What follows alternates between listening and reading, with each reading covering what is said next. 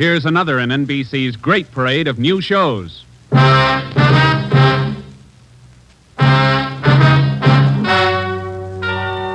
Ladies and gentlemen, the story you are about to hear is true. Only the names have been changed to protect the innocent. NBC brings you Dragnet.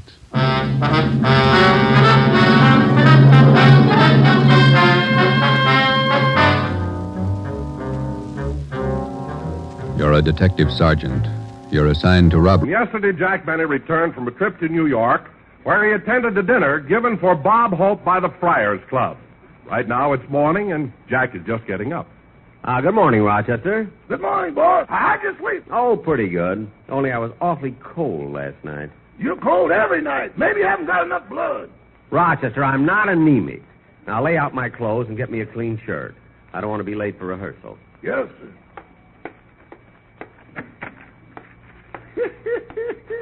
Not anemic. I wonder what he'd say if he found out that every morning I sneak in the bathroom and put ketchup on his razor to keep up his morale.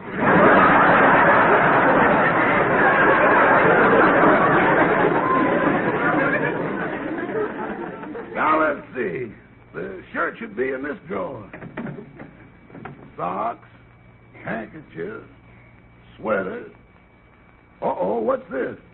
A bottle of ketchup. Rochester, how about my shirt? Coming, boss. Here it is. Oh, thanks. Say, boss, while I was getting the shirt out of the drawer, I noticed a bottle of ketchup.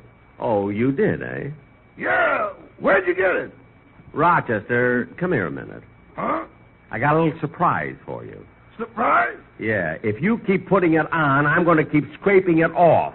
I'm not wasting it just to please my vanity.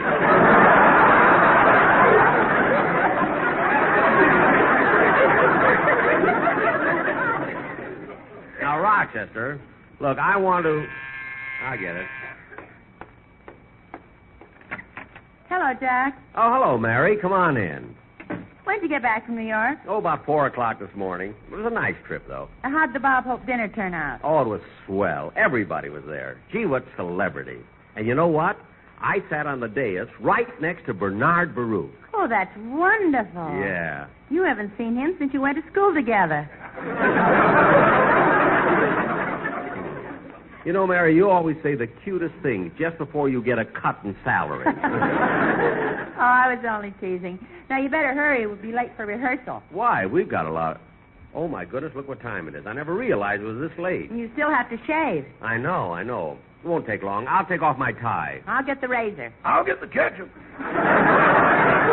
We haven't time for that now.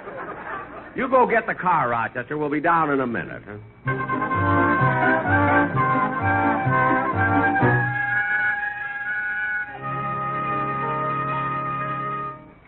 Try the motor again, Rochester. Yes, sir.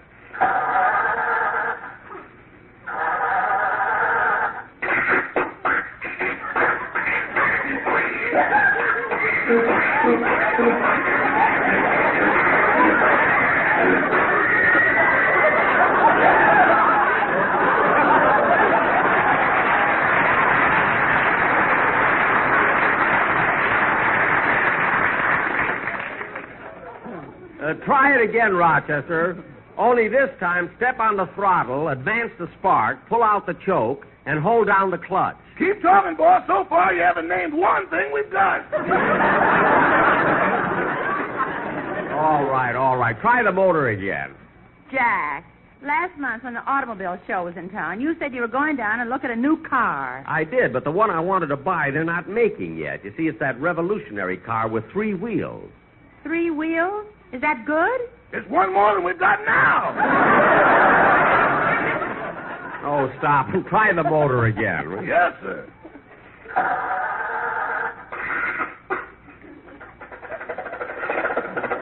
There we are. I knew we wouldn't have any trouble.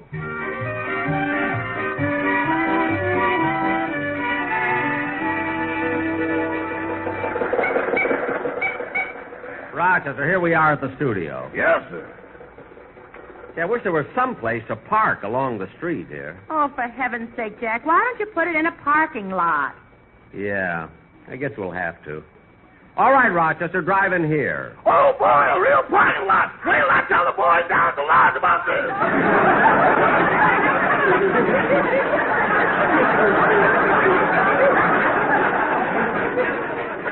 Never mind. Just go in. Now, Rochester, you go over and pay the attendant. Miss Livingston and I are going into the studio. Yes, sir. Come on, Mary. Say, Jack, look at that beautiful car driving in. Gee, what a car. A chauffeur in uniform and everything. Must be the president of the network. Here we are, sir. Thank you, James. Harry, it's Dennis. Let's watch this. I'll get your things out of the car, sir. Your coat, sir. Thank you. Your hat, sir. Thank you. Your Wall Street Journal. Thank you. Your Buck Rogers disintegrator.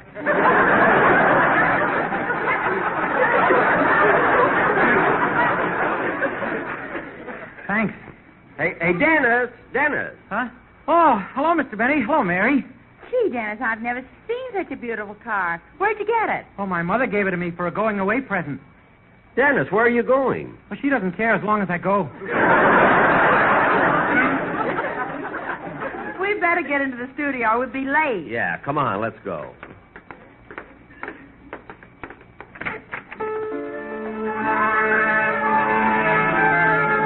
All right, fellas. Okay, fellas, let's run through that number once more. Hold it, Bob. Hold it. I'm here. Oh, hi, Jack. I was just rehearsing the band. Well, say, wait a minute. Aren't some of the boys missing? Yeah, Remley, Bagby, and Sammy the drummer won't be here for the show. Why not? Well, last night they were listening to a quiz program, and the MC was asking questions about arithmetic. What's that got to do with it? Well, one of the questions was about fractions. It was, how many times will 1/5 go into 3?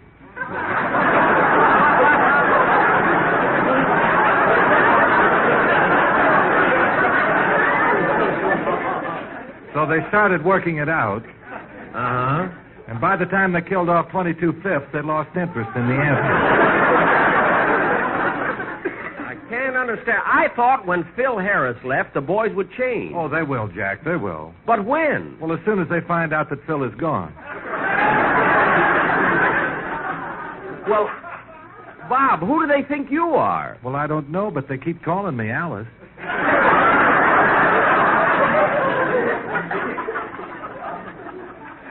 Well, don't worry, Bob. For 5 years, they thought I was Evelyn and her magic violin.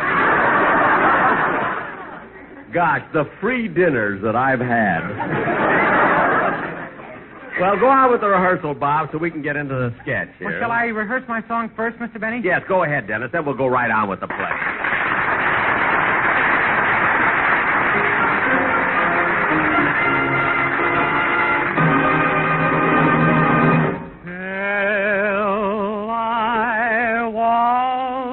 Again with you. Let no other hold your charm. If my dreams should all come true, you'll be waiting for my arms till I kiss you once again. Keep my love lock in your heart. Darling, I'll return and then we will never have to part. Though if I break your heart and mine, the minute when it's time to go, remember, dear, each word divine, that man, I love you so till I waltz again with you. Just the way we are tonight, I will keep my promise true. For you are my guiding light.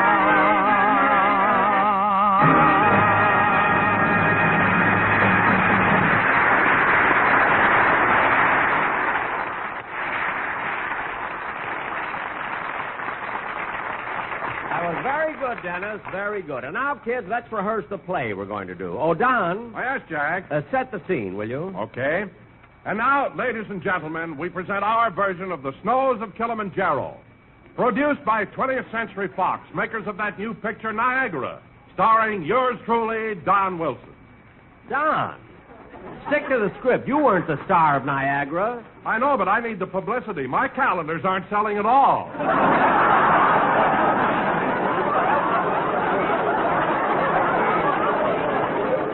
Well, Don, look it. Just read what's written, will you, please? Okay. You spent a whole week writing. And now, ladies and gentlemen, we present our version of The Snows of Kilimanjaro, which starred Gregory Peck, Susan Hayward, and Ava Gardner.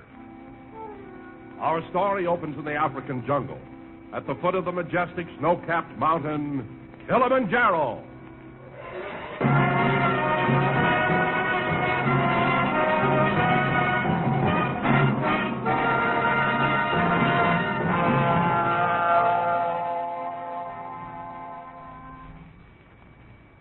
My name is Gregory Peck. I am a writer who came to hunt in Africa. As I lie here at death's door with the painful throbbing of my infected leg, my entire life has flashed before me. I can tell this is the end because as I look up at the hot African sky, I see two vultures circling over me. Oh, I've seen vultures before, but these two are carrying a bottle of ketchup.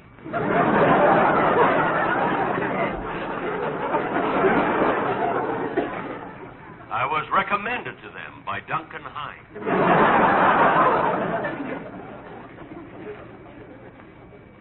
As my temperature rose, I felt a soft, cool hand on my forehead. It was my wife, Susan, tenderly stroking my fevered brow. And as I muttered and moaned in my delirium, she said, "Cut out that blubbering, Mac."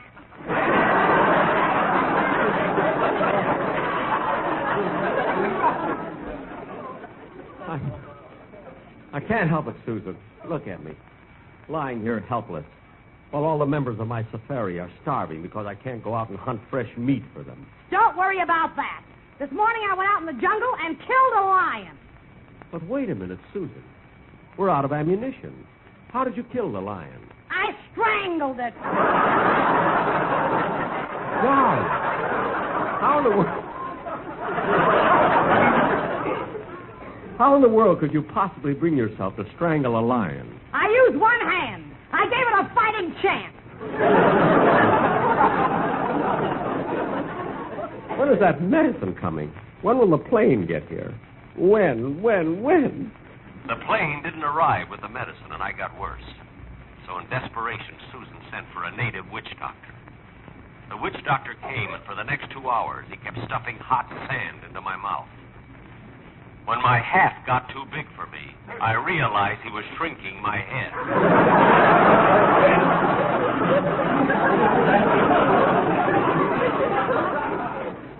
Fortunately, I stopped him in time. But to this day, I wear a size 2 3/8.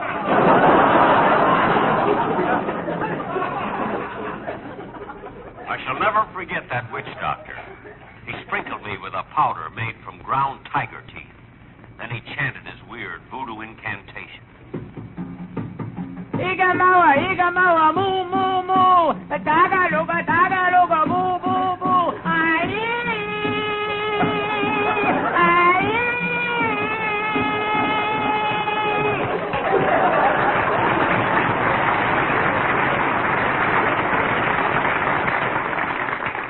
Oh, doctor, I'm in such pain. Here, you take 'em these herbs. You come morning sun, you'll feel all better like me. Oh, that's wonderful, doctor. How much do I owe you? Nothing. Blue Cross.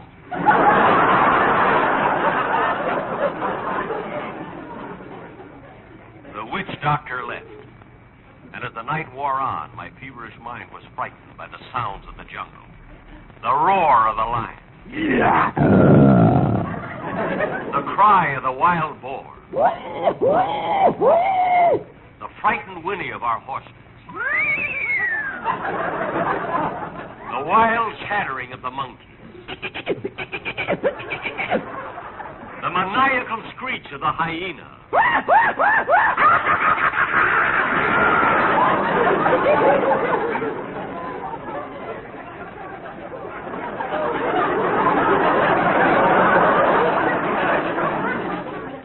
The terrifying sound of the crocodile. The terrifying sound of the crocodile. I knew if I kept trying, I'd find something that Mel Blanc couldn't do.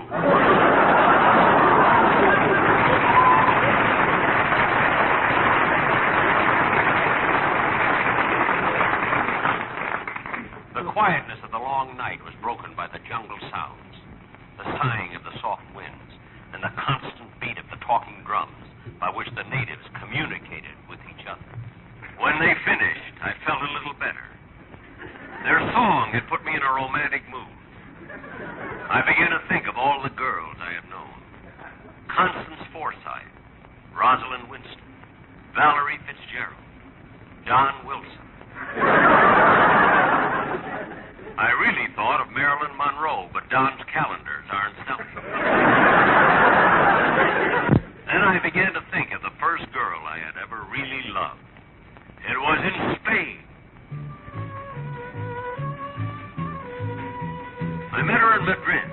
Like all Latin, she was impulsive and romantic and beautiful. And best of all, she was in love with me. I shall never forget my first meeting with Maria. I said to her, It's a lovely place you have here, Senorita. Gracias, senor. And it's very big, too. Si, senor. Gee, it's so big. Do you know how much it costs? No, I just work here. Senor May owns the company. There, too? That was how my romance with Maria started, and it blossomed rapidly. We went everywhere together, dancing, swimming. And finally, she took me to the bullfights.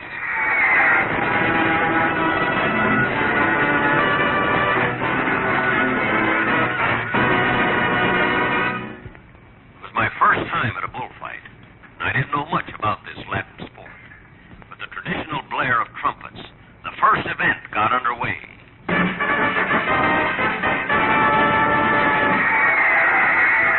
Look, here comes the bull. Wow, he looks big.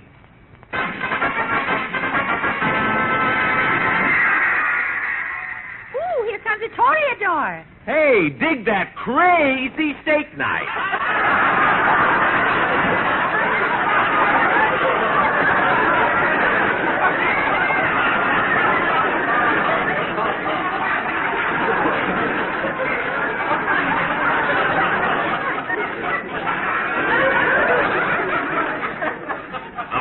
Started, and though it horrified me, it was exciting. The toreador did well, and to show its appreciation, the crowd yelled and showered him with gifts. Maria took the rose out of her hair and threw it to him. I didn't have a rose, so I just threw him my hair. But when I threw it, my hair sailed out in a wide circle and landed back on my head. It was the toupee I had bought in Australia.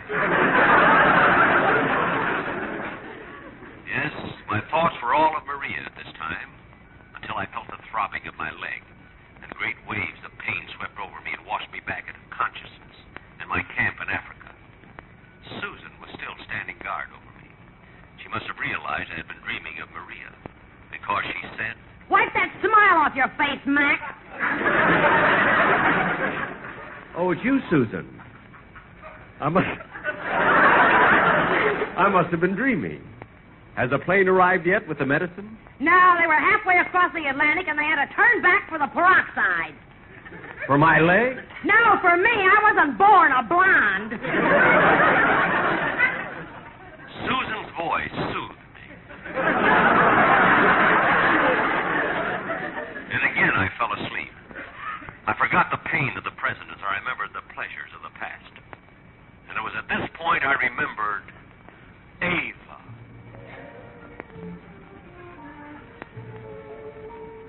I first met Ava in Paris.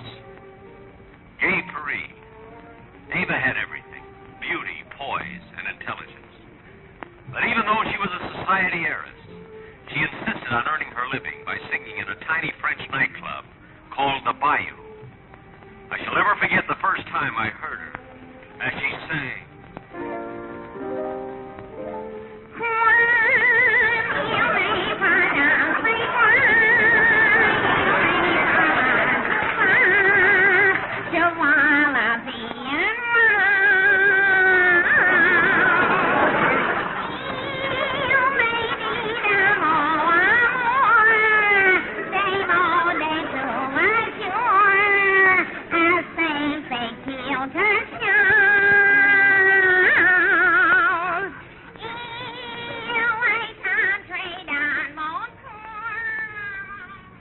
When Ava finished singing, the crowd clamored for an encore. She sang Jambalaya till someone hit her in the eye with a crawfish pie. Son of a gun, we have big fun in the Bible.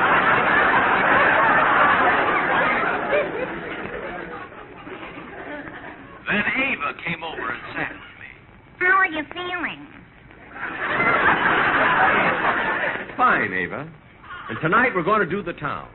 I'm going to start by drinking champagne out of your slipper. Come on, put it on the table. Okay, there. Go ahead, start pouring. Take your foot out of it first. That's better. Now I'll fill the slipper with champagne for me. There. Now I'll fill your other slipper for you.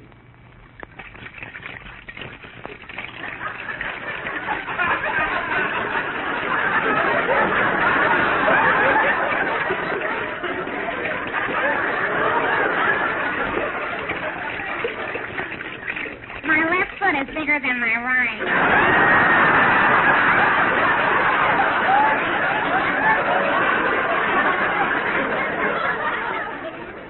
Oh, well, tell me. Tell me, Ava, am I the first man who ever drank champagne from your slipper? Oh, they all do. You're kidding. No, I'm not. When I walk home from here, I sound like Chloe coming through the swamp.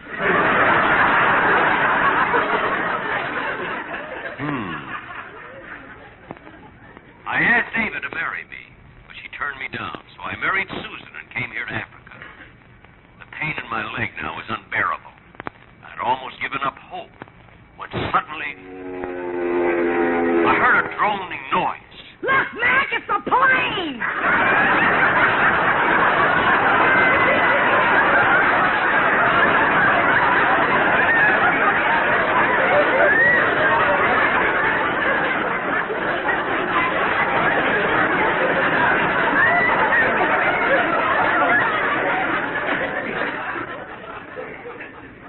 Susan was right. It was a mercy plane coming with supplies. But fate still mocked me. There was no place for the plane to land. As a last resort, the pilot swooped low over our camp and threw the medicine and peroxide out. We found the medicine and I got well, but the peroxide disappeared. So now Susan is a brunette.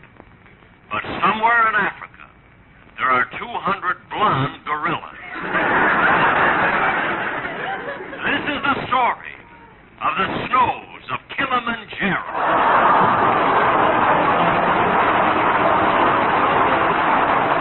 Good night, folks.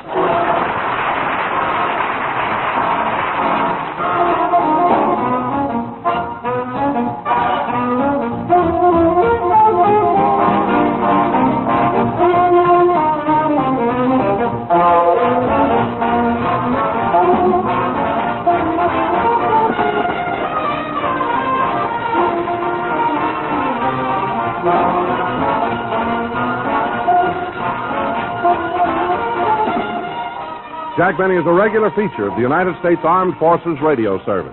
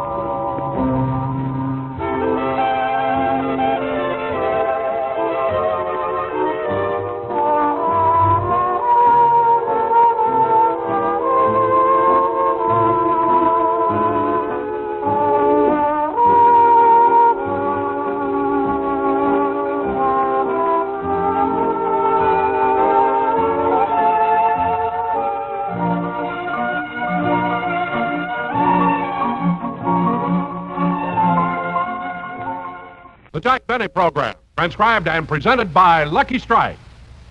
You know, folks, nothing beats better taste. And remember, Lucky's taste better. Cleaner, fresher, smoother. Lucky's taste better. Cleaner, fresher, smoother. For Lucky Strike means fine tobacco, richer tasting, fine tobacco. Lucky's taste better. Cleaner, fresher, smoother. Lucky Strike, Lucky Strike. friends, I think you'll agree that smoking enjoyment depends on the taste of your cigarette. For nothing beats better taste. And Lucky's taste better, cleaner and fresher and smoother. You see, Lucky's better taste starts with fine, mild, good-tasting tobacco. Remember, LSMFT, Lucky Strike means fine tobacco. But equally important, Lucky's are made better to taste better, made round and firm and fully packed. That's why Lucky's draw freely, smoke evenly, and give you a cleaner, fresher, smoother taste. So, friends, get the one thing you want most in your cigarette, better taste. On your next trip to the cigarette counter, be happy. Go Lucky. You'll find Lucky's taste better. Cleaner, fresher, smoother. Lucky Strike, Lucky Strike.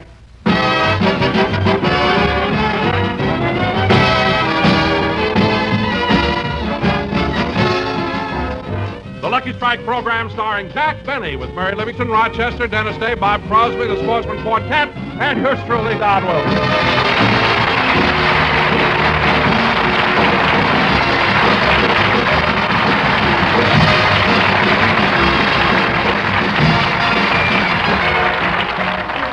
Ladies and gentlemen, we'd like to take you back to New Year's Day. It's morning, and Jack Benny has just finished his breakfast. Do you want anything else, boss?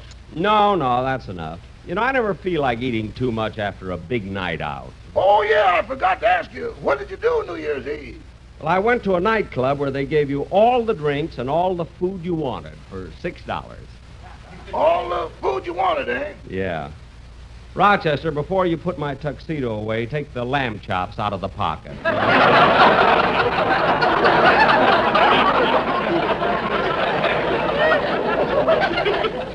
Now, let's get the table cleaned off, and I'll help you with the dishes. Now, I don't want to be late for the Rose Bowl game. Okay, I'll do the dishes. No, Rochester, I'll do them. I want to try out that new electric dishwasher I got for Christmas. But, boss, there's something wrong with it. Nonsense. You probably don't know how to operate it. I'll show you how.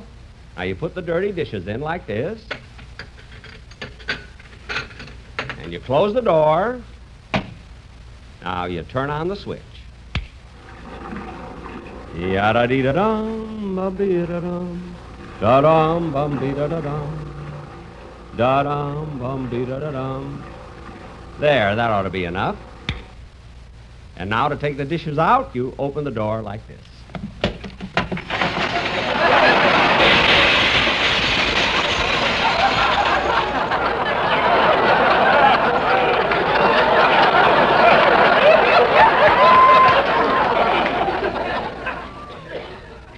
Told you, boss, there's something wrong with it. Well, there shouldn't be. It's a new machine. I'm going to try it again. Get some more dishes out of the cupboard. But boss... Open the cupboard. Okay.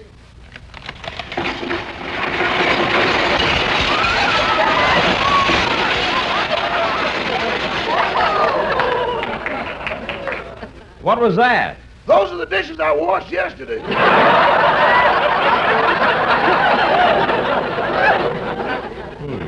I can't understand what's wrong. Neither can I. I put it together the same day that I assembled the other kitchen appliances. Gee, I don't see why it should break the dishes. Looks all right from the outside. Let's take a look on the inside there. Oh, for heaven's sakes, Rochester. Look at the egg beater belongs on the Mixmaster, not in the dishwasher. Then I must have put the part from the dishwasher in the Mixmaster. Why? Oh, this morning I tried to mix a cake. When I turned on the switch, a big arm came out, grabbed me by the back of the neck, threw me in the bowl, and scrubbed me on both sides.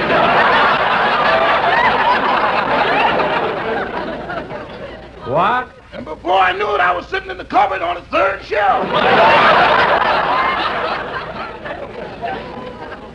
Gee, it even puts them away for you. Rochester, call the appliance company and tell them to come out and fix the machine. I'll get the door. You finish the dishes. Coming. Coming. Hello, Polly.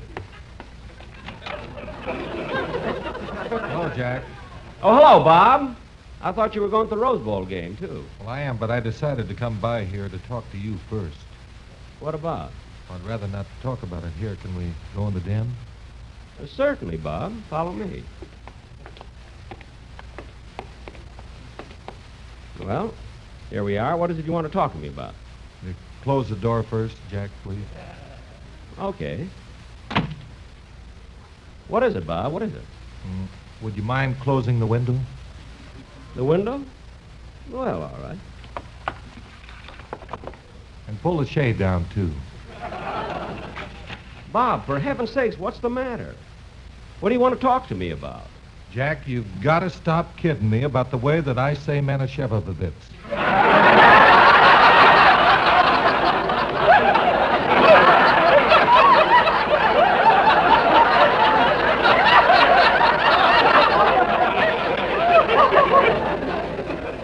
Oh, Bob, that's not important. After all, it was just a little fluff. Little fluff, little fluff. Quiet, Bob. Anyway, Bob, it's nothing to worry about. Well, I know, but you began kidding me about it, and my wife began teasing me, and she showed me how that all of our kids could pronounce it. Well, that's not... Wait a minute. Your youngest daughter's only 7 months old. She can't even talk. Well, she still says it better than I do. No. Yes, and it's not my fault either. I tried to learn how to say it. I must have some sort of a mental block because I can never say it right. Well, look, Bob, let me help you. Don't worry about it. Let me help you. Now, let's break it up into syllables and work on it. Okay. Now, look. Repeat after me. Mana Mana Shevitz. Shevitz. Mana Shevitz. Manischewitz.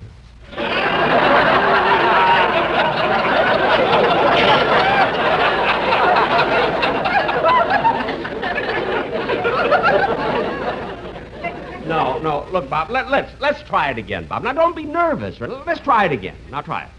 Mana Shevitz. Shevitz. Mana Shevitz. Manischewitz. Bob, look at once. I know you can get it. Now, let's try it again. Mana Shevitz. Shevitz. Mana Shevitz.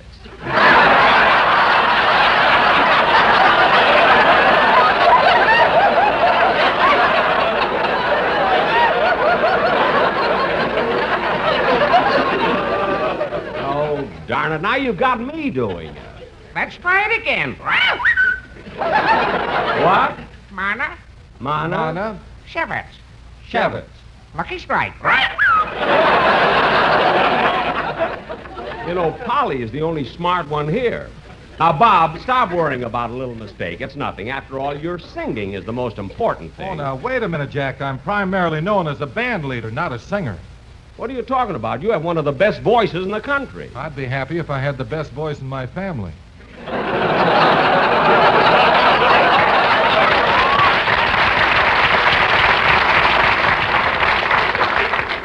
What? Well, I was second till Gary grew up. Oh. Say, Jack, I better be running along. You want me to give you a lift to the game? No, thanks, Bob. Rochester's going to drive me. Okay, see you later. I'll see you at the door. Oh, there's the phone. Well, you go answer it. I can walk to the door myself. Oh, yes, you're different from the other musicians. I'll see you later, Bob. So long. So long. Hello? Hello, Jack. This is Don. Oh, hello, Don. I'm waiting for you. I'm afraid you'll have to go to the game without me, Jack. Why, what's wrong? Well, you know that new car, the MG, my wife gave me for Christmas? Oh, yes, Don, that little English car. Gee, it's certainly a sporty job. Yeah, I know, but it's been giving me trouble for the last 3 days. What's the matter? Can't you get it started? No, I can't get it off.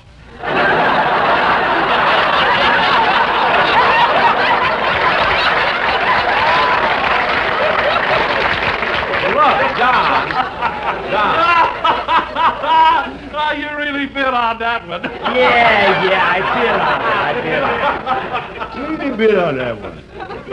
Now, Don, hurry over. We still have to pick up my new girlfriend, Iris. I want to take her to the game. Well, Jack, I've been thinking it over, and I don't feel that I should go with you. But, Don, we were going to the game, and then we were going to come back to my house and have dinner together, make an evening of it. I know, Jack, but it'll be better without me. After all, you know the old saying, two's company, three's a crowd. Well, Don, in your case, no, it's a new year. I won't say it. Well, I'll tell Iris you couldn't come. Goodbye. Goodbye. Oh, Rochester. Yes, boss. Mr. Wilson won't be here for dinner tonight. It'll be just the young lady and myself. Yes, sir. Now, Rochester, this young lady, this girlfriend of mine, has never had dinner at my house, and I'd like to impress her. Oh, don't worry, boss. The table is set beautifully. Flowers, and you'll eat by candlelight. Good. What'd you do about the champagne? Same as always. I took a cold bottle of 7-Up and slapped a Mum's label on it.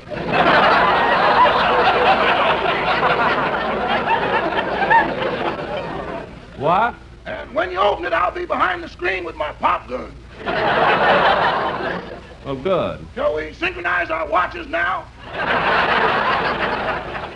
Okay, I've got 11:17 and a half. Roger. Okay. Now, I want everything to go off smoothly.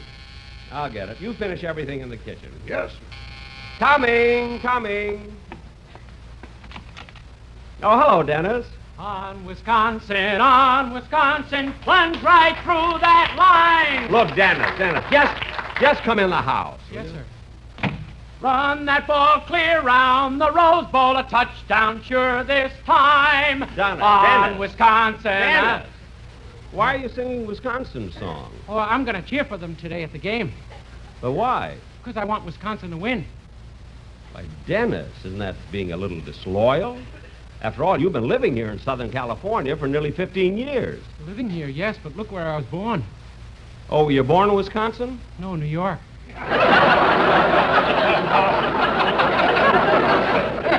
Wait a minute, Dennis. This is the start of a new year. Don't make me mad.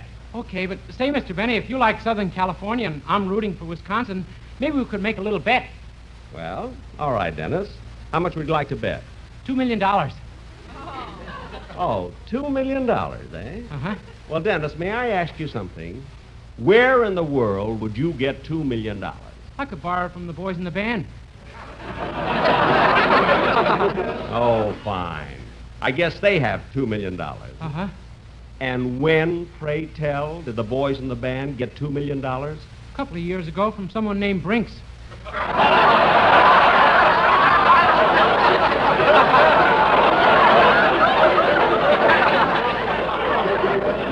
They did not. They weren't even in Boston at the time. But wait a minute. Remley was off that week. No, they'd never stoop to robbery. Oh, no, you ought to see Bagby dressed up as an old woman. Look, Dennis, please go to the game. Yes, sir. Goodbye. Bye. Oh, Rochester. Yes, boss. You better get the car out. I gotta pick up my girl Iris.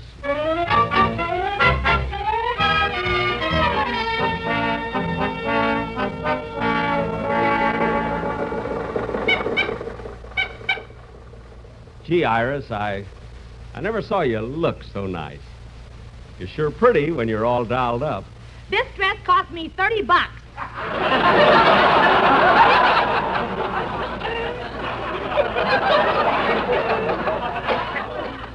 Well, it certainly looks nice. Boy, am I lucky I met you. You know, Iris, I never would have met you if I hadn't been hungry that night. I'll never forget. I was driving along looking for a place to eat, and I drove right past Ciro's and the Macombo, and it was just fate that made me turn into Simon's Drive-In. And there, like a vision of loveliness, you came toward me. Gee, you smelled so good. Yeah, it was chicken gumbo night.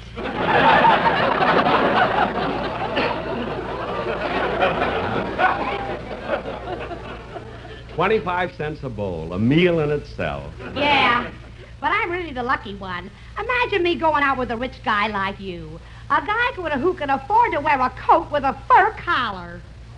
Fur collar? Boss, it slipped off again.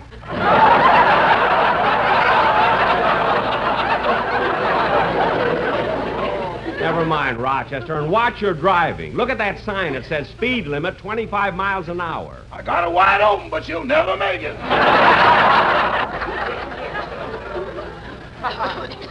Now, Rochester, drive up to the Rose Bowl entrance and let us off. Then you can park the car. Yes, sir.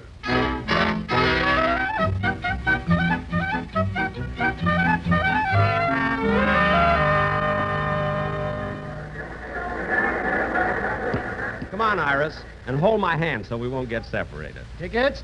Hold your own tickets, please. Here you are. Hello, Eddie. Hello, Iris. What's the special for tonight? Beef soup and boiled potatoes. Come on, Iris. Forget business for a while. Okay. Now, let's see. Our seats are in Hi, tunnel. Jack. Oh, hello, Bob. So you know Iris, don't you? Sure. Say, Iris, are you still working at the Shamrock Cafe? No, I'm back at the drive-in. Jack thought I ought to be outside where it's healthier. Darn right. What's the use of being in California if you can't enjoy the sun? Yeah, but I sure wish I could get off the night shift. You will, honey. Just save your tips. That's all. I do, but every time I get a little ahead, you want to go to a movie or something. Well, it won't always be that way, you know. Hey, look who's here. Hi, Iris. Happy New Year. Same to you, Lefty. Lefty? You know everybody, don't you? That's Lefty Flanagan. What is Ford? He always orders a la carte. Well, don't talk to him. But Lefty's a big tipper. Oh, hiya, Lefty.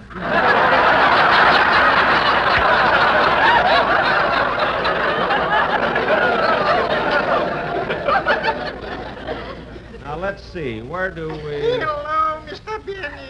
Why, Mr. Kitzel.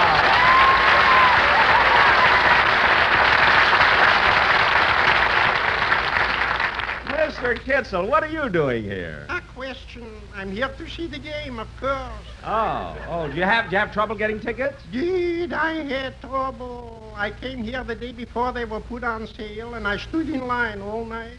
Oh, yes, people do stay in line all night for the Rose Bowl game. What happened in the morning?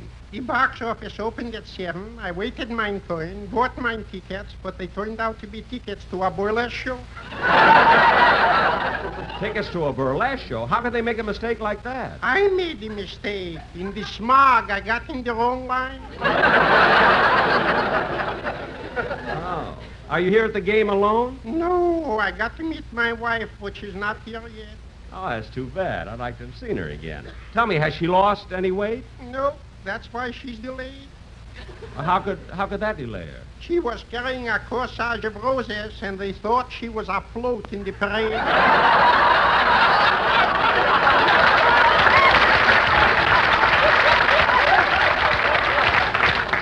Oh, Mr. Kitzel, you're joking. Joking, he said. She won second prize. What do you know? Yeah. Well, we better get to our seats. I hope you enjoy the game. Oh, this is a certainty. Well, goodbye, Mr. Benny. Goodbye, Mr. Kitzel. Oh, Mr. Benny. You know it's a coincidence running into you today because it was exactly 6 years ago at the Rose Bowl game that I first met you. Say, that's right. You had a little hot dog stand here. Yeah, and I made so much money from my hot dog stand that I opened a little cafe and sold hamburgers and quick lunches. Well, This too was successful, so I went downtown and I opened up a regular fine big restaurant which became very popular. isn't that wonderful? Then I built branches in Glendale, Pomona, Burbank, and Pasadena. No. To supply my chain of restaurants, I opened a meat packing house and my own bakery. Say, your business really grew. Grew. Last week, I sold out everything. You did? Yeah, and after paying all my income taxes, I will have enough money. To retire? No, to buy a hot dog stand.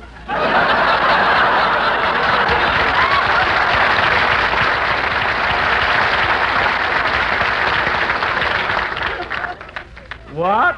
This is my third time around.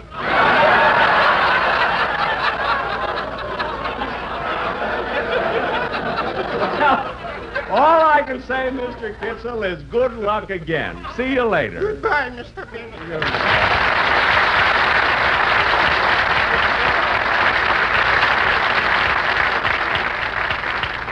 Well, come on, Iris. Let's get to our seats. Hey, Jack, I'll be right with you. I'm going to go get some programs. Okay, hurry up, Bob. Now, come on, Iris. Our seat should be in this aisle here. Stubs, please. Let's see the numbers in your stubs. Here you are, Usher. Right this way, up this aisle to row number... Oh, hello, Iris. Hello, Nick. How are things? Fine, I'm on parole now. Come on, Iris, for heaven's sakes. Bob, let's get to our seats. Okay.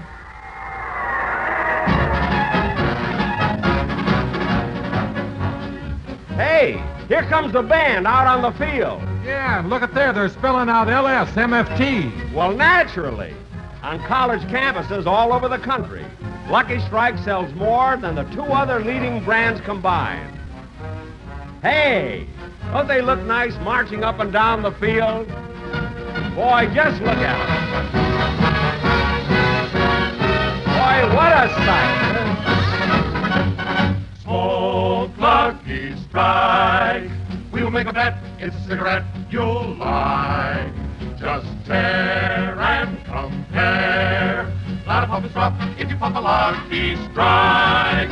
So round and so firm. OLSM, OLSM, it's MFT. It's Lucky's for me. A cleaner, fresher, smoother smoking 53. Rock, rock, U.S.C. L.S.S.S.T. Rock, rock, U.S.C. L.S.S.S.T.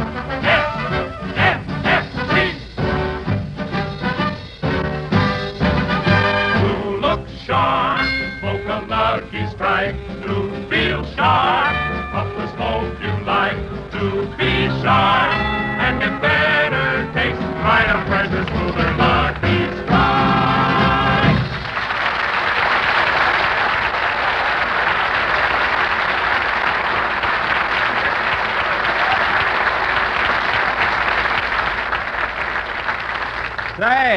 Say, these seats are okay, aren't they? They sure are. Yeah, we can see the whole field swell. Pardon me, folks. Pardon me. Huh? What do you think I ought to get my wife for Christmas? Christmas? Mr. Christmas was a week ago. This is New Year's. You mean it's already 1949?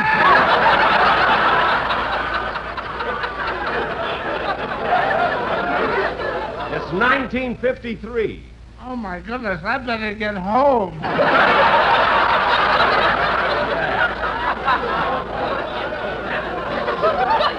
Now go home to your wife. Well, I can't because she's here at the Rose Bowl game.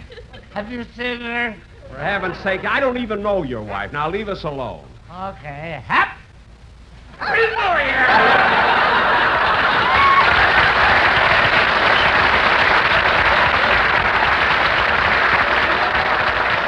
Yeah, go already. Gee, it's a shame that a guy in that condition being allowed to get out. Yeah. Are you comfortable, Iris? Uh-huh.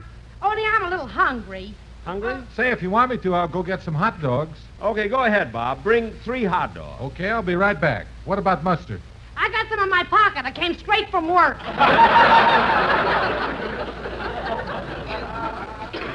Bob, just get the Frankfurter. Okay, I'll be right back.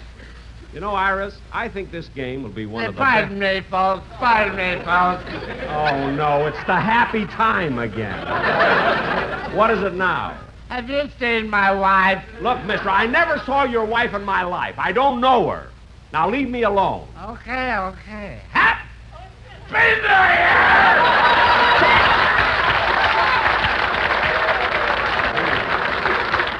Gee, the people you meet at football games. Yeah. If this wasn't going to be... Hey, look! Look, a guy just jumped out of a plane in a parachute. Hey, he's trying to land right here at the Rose Bowl. Of all the silly things to do, I wonder who would... Hello, Mr. Benny! Dennis, be careful! What a crazy guy. Say, here I am with the hot dogs, kids. Oh, thanks, Bob. Yeah, thanks. Well, I just got back in time. Hey, look, there comes the USC team out on the field. Boy, are they a husky bunch of guys. And just listen to that crowd. Hey, here they coming right past us. Hello, Iris!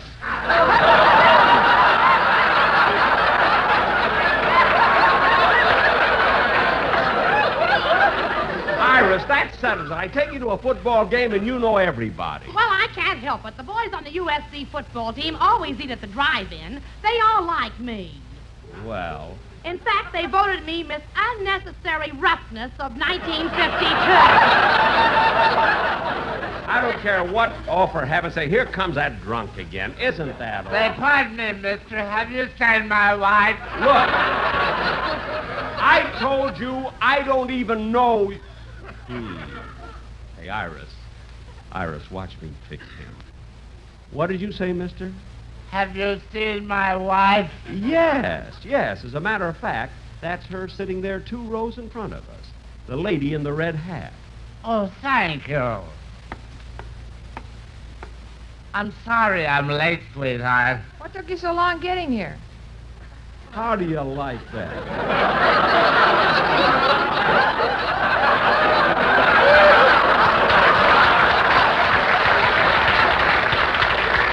Out of 100,000 people, I picked the right one. That's amazing. Well, I'm glad you got rid of him so he won't bother us during the game. Say, Bob, you're really a rabid football fan, aren't you? I sure am. In fact, I'm so interested in the game that I'm writing a book based on the life of that All-American linebacker from UCLA. Well, what's the name of the book? I Remember Muma. Oh, Bob, that's one of the worst things. Hey, look, Jack, look, here comes the Wisconsin team. Say, those Wisconsin players look awfully good, too, don't they, Iris? They sure do. Hello, Iris! Well, that's the last straw. I'm leaving. I'm not even going to stay and see the game. Now, let me tell you something else, Iris. You and I are through. Our engagement is broken. Wait a minute. If you're breaking the engagement, what about the ring? I'm not giving it back to you. Goodbye.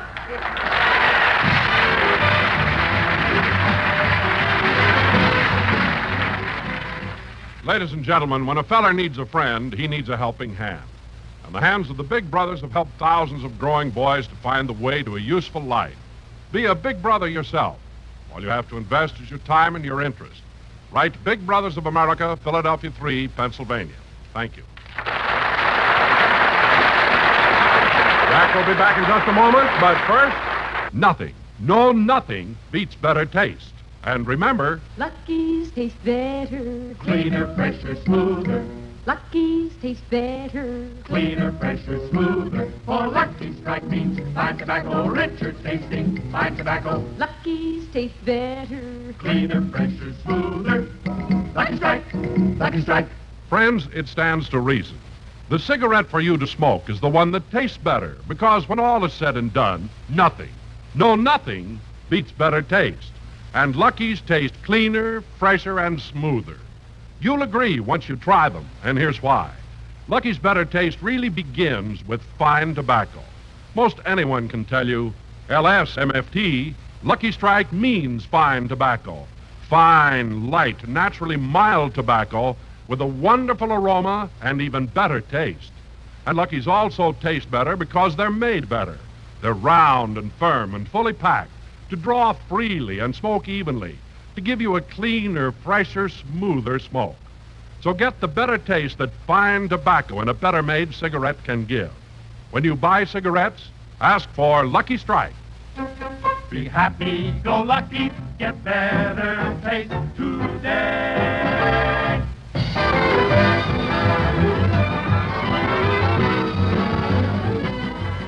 Good night, everybody. We're a little late.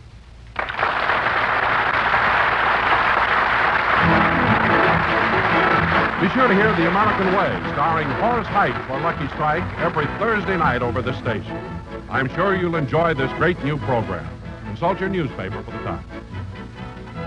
The Jack Benny program is written by Sam Perrin, Milt Josephsberg, George Balzer, John Packerberry, and produced and transcribed by Hilliard Marks. The Jack Benny program is brought to you by Lucky Strike, product of the American Tobacco Company, America's leading manufacturer of cigarettes.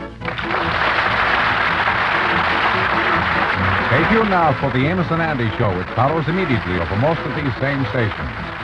This is the CBS Radio Network.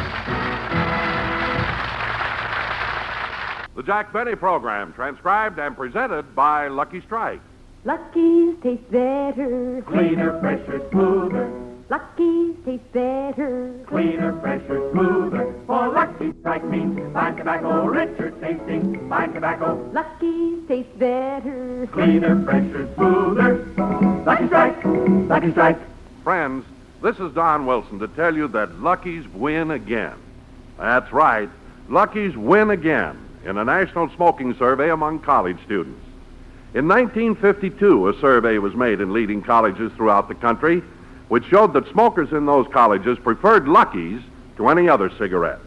In 1953, another nationwide survey was made, a representative survey of all students in regular colleges from coast to coast.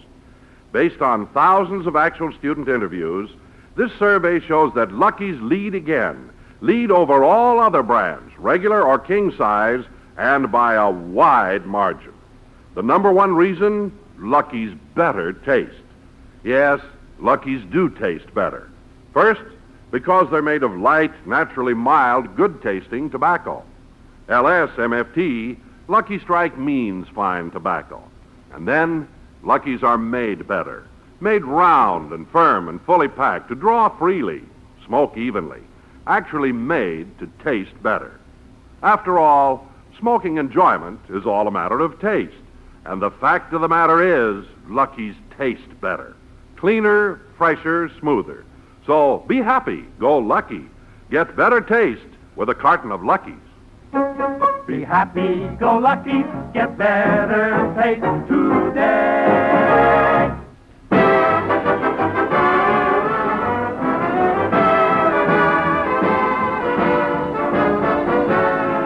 The Lucky Strike program starring Jack Benny with Barry Livingston, Rochester, Dennis Day, Bob Crosby, and yours truly, Doc Wilson.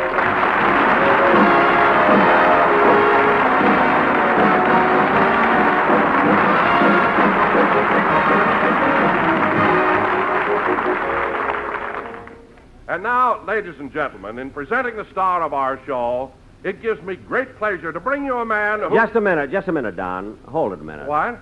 Don, today, instead of you introducing me, I'm going to introduce you. Me? Yes, Don. Ladies and gentlemen, today not only marks the anniversary of Don Wilson's 30th year in radio, but it also commemorates his 20th year with me. So, Don, take a bow.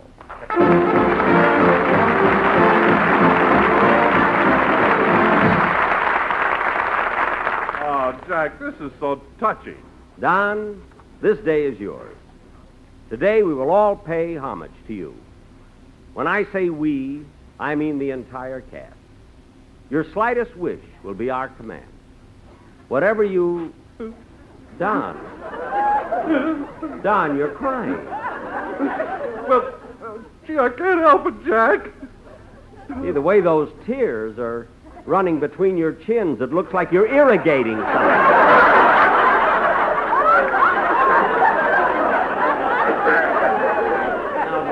Please stop sniffling.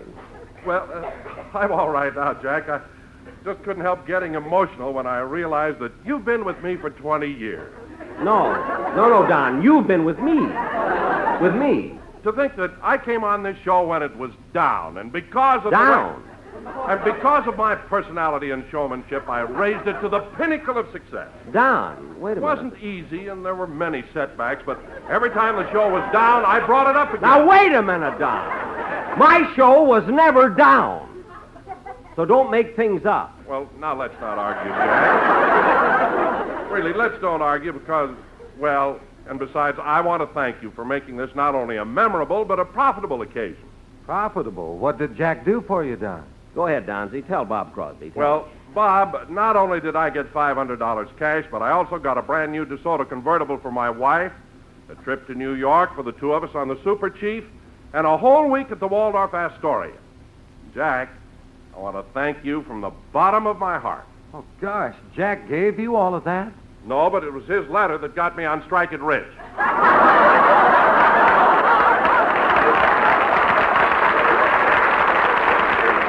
You're darn right.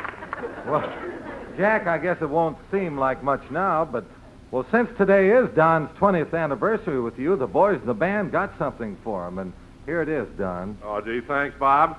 What is it, Don? What is it? Well, now, wait, Jack, till I unwrap it. Okay. Boys in the orchestra, huh? Yeah. Ah, Jack. Oh, Jack, look at this. A diamond-studded cigarette lighter. Well, I'm glad that you like it, Don. My musicians went through a lot of trouble to get it for you. Well, Bob, that's a beautiful lighter your boys got for Don, but you'd think it would be wrapped a little better. Who did it? The owner of the store. The owner of the store. I could have wrapped it better than that. Not with your hands up over your head.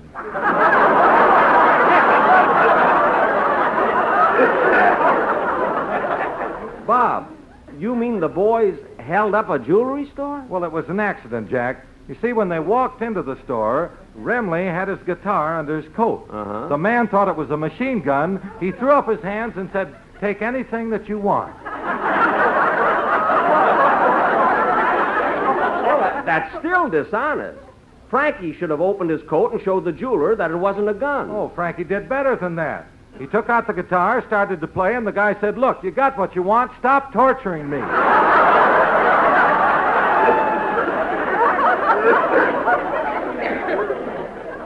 Well, that I can understand. Anyway, Bob, it was very nice of your boys to bring down that present. Well, he deserves it, Jack. After all, he took this program when it was down, and he started... It wasn't down! Now, look, this show isn't 5 minutes old, and already I'm aggravated. That makes two of us. Oh, hello. Hello, Dennis.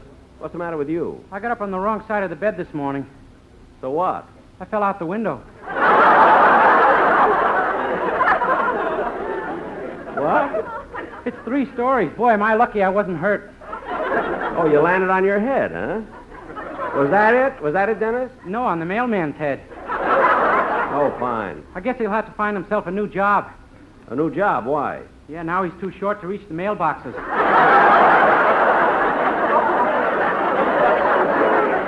I don't know, Dennis. Everybody else just goes along. Why do these stupid things keep happening to you?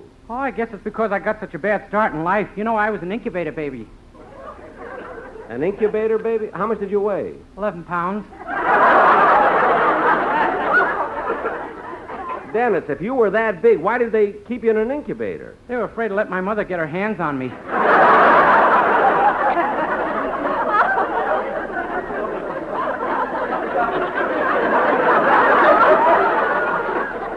Well, what did your father have to say? Nothing. He was hiding in there with me.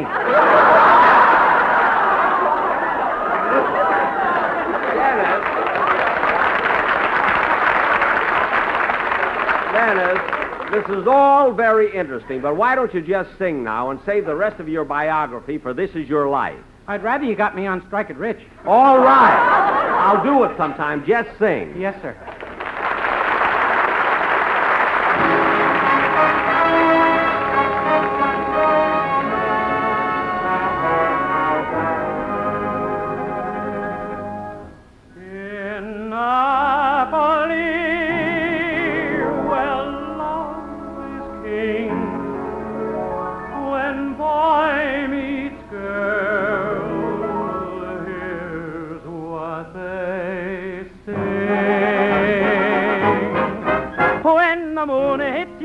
Like a big pizza pie at amore. When the world seems to shine like you've had too much wine, that's amore. Bells will ring, ting-a-ling-a-ling, ting-a-ling-a-ling, and you'll sing Vita Bella. Hearts will play tippy-tippy-tay, tippy-tippy-tay, like a gay tarantella. When the stars make you drool, just like a pasta fazool, that's amore. When you dance down the street with a cloud at your feet, you're in love. When you walk in a dream, but you know you're not dreaming, signore. Scusa me, but you see, back in old Napoli, that's amore. When the stars take you through, just like a pasta fazool, that's amore. La la la la la la la. When you dance down the street with the cloud at your feet, you're in love. That's amore. When you walk in a dream, but you know you're not dreaming, Signore. Scusa me, but you see, back in old Napoli, that's amore. That's amore. Scusa me, but you see, back in old Napoli, that's amore.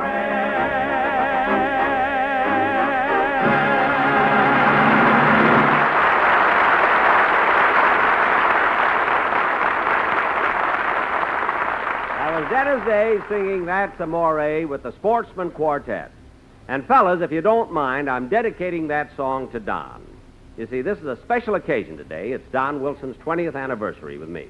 And in honor of this, for our feature attraction tonight, we're going to do a special sketch based on the life... Oh, excuse me. I'll get it.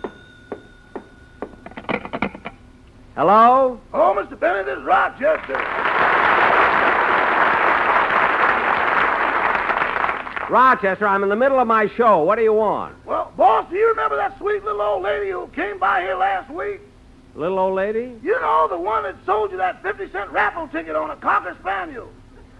Oh, yes. Now I remember. Well, she's back again. What does she want this time? $100,000. She fell down your steps.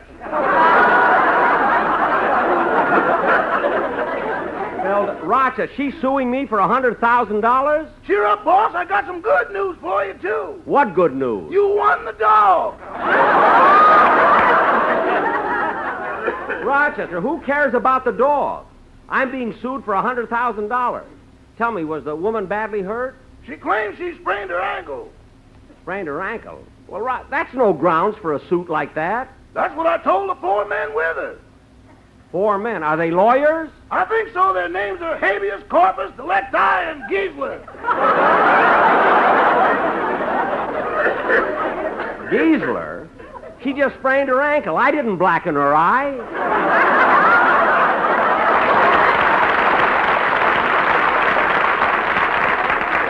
Now, look, Rochester, don't admit anything and get in touch with my insurance man. I'm covered for things like this. Okay. I'll see you later. Goodbye. Goodbye. Oh, say, boss. Now what? We just got a copy of Parade magazine, and your picture is on the cover. Parade magazine? Oh, yes, yes. And my picture's in color, isn't it? Uh-huh. How do my eyes look? Green. Green? There's a spinach ad on the other side of the page.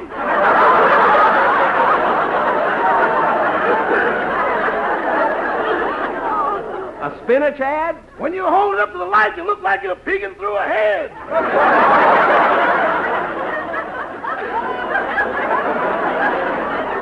All right. I'll see it when I get home. Goodbye. Goodbye.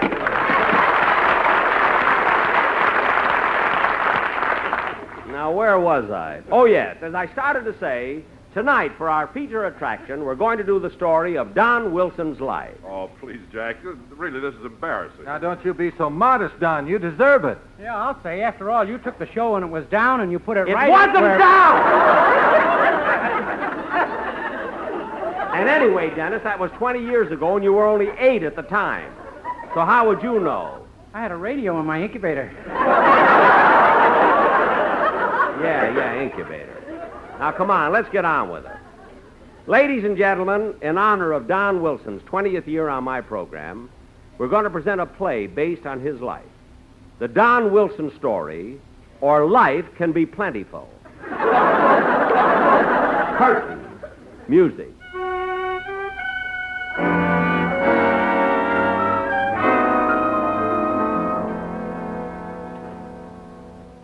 Our story opens in Denver, Colorado, many years ago. The stork has just delivered a precious bundle to the home of Mr. and Mrs. Donald C. Wilson, Sr. The mother happily whispers to the father. Darling, it's a boy. And the proud father said. Yes, aren't we lucky? The stork brought us a boy. And the stork said. Oh, my aching back.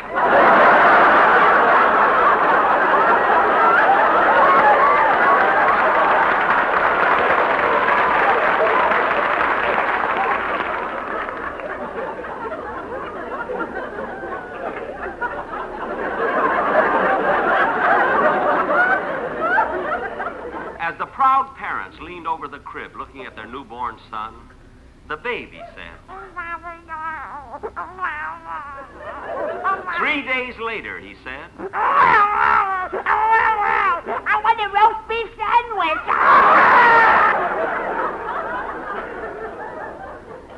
He was developing slowly. During that first week, 3 nurses quit because they just couldn't stand giving him his bottle. It was exasperating. The gravy would slip through, but the mashed potatoes were murder. But Donald was a good boy, although his parents did have trouble getting him to sleep. Now, come on, baby. Come on. It's time for Betty Bye. Now, baby, stop that. Baby, stop. Baby, put me down. You better let me have him, dear. Okay. Now, Donald, close your little eyes and Mommy will sing you to sleep. Rock-a-bye, baby, in the treetops. When the wind blows, the cradle will rock. If the bough breaks, the cradle will fall. Down will come Donald, Denver and all.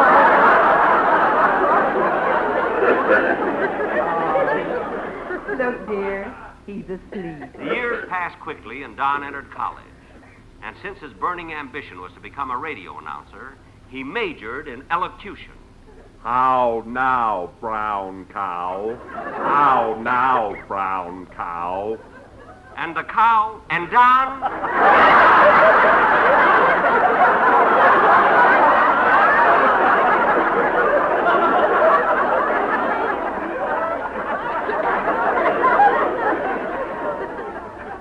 And Don always paid strict attention to what his professors told him. Oh, Donny boy, you soon will leave these hallowed halls to face the world and all the future brings,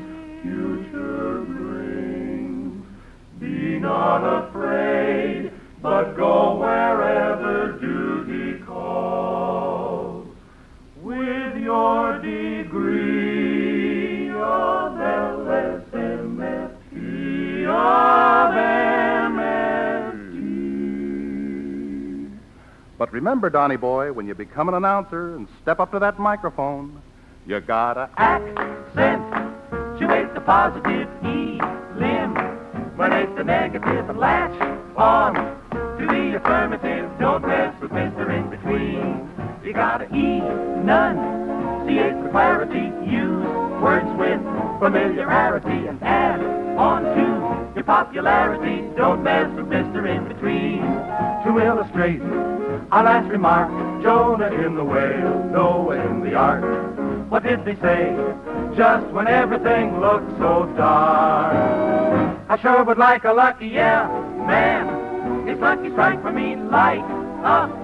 We know that you'll agree and puff on an LSMFT. Don't mess with Mr. In-Between. Oh no, don't mess with Mr. In-Between. How now, brown cow? How now, brown cow?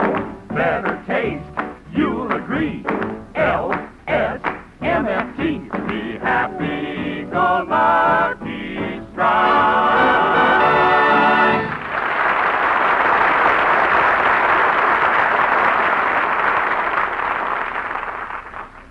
Don was a brilliant student, and he graduated from college, magna cum laude.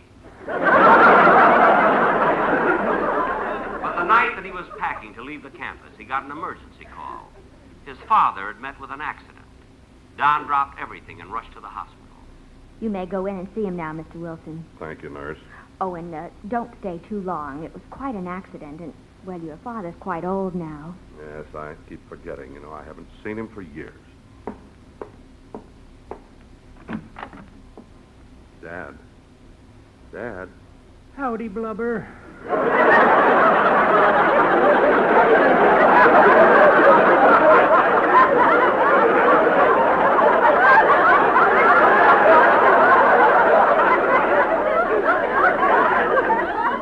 gosh, Dad, I just can't get over it. What's that, son? Well, I know it's been a long time since I've seen you, but I'd hardly recognize you. How come you look so different? 'Cause Bob Crosby can't play the part of an old man.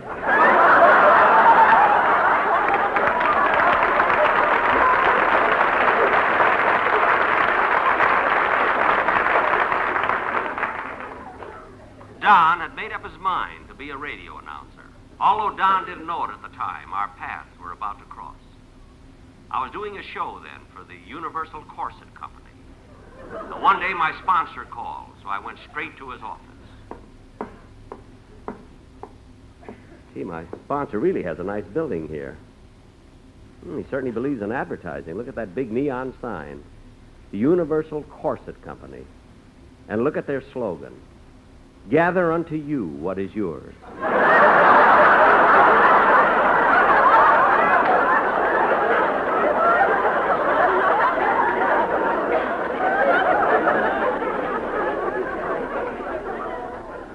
Well, I better go in. I beg your pardon, sir, but would you tell Mr. Willoughby that Jack Benny's here to see him? Oh, Mr. Willoughby's expecting you, Mr. Benny. Go right through that door. Thank you.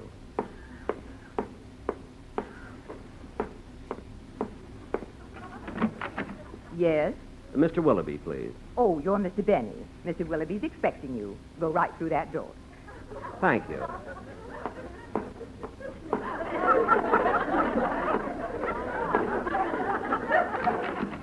Yes? I'm here to see Mr. Willoughby. Oh, you're Jack Benny. Yes. Mr. Willoughby's expecting you. Go right through that door. Thank you.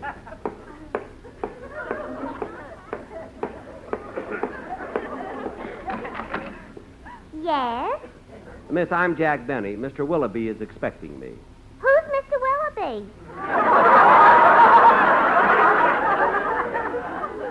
Look, miss, isn't this the Universal Corset Company? Yes? Well, Mr. Willoughby is the president. Oh, you mean Poopsie. Poopsie? Yes. Go right through that door. Oh, well, all right. Mr. Willoughby? Yes, surprise.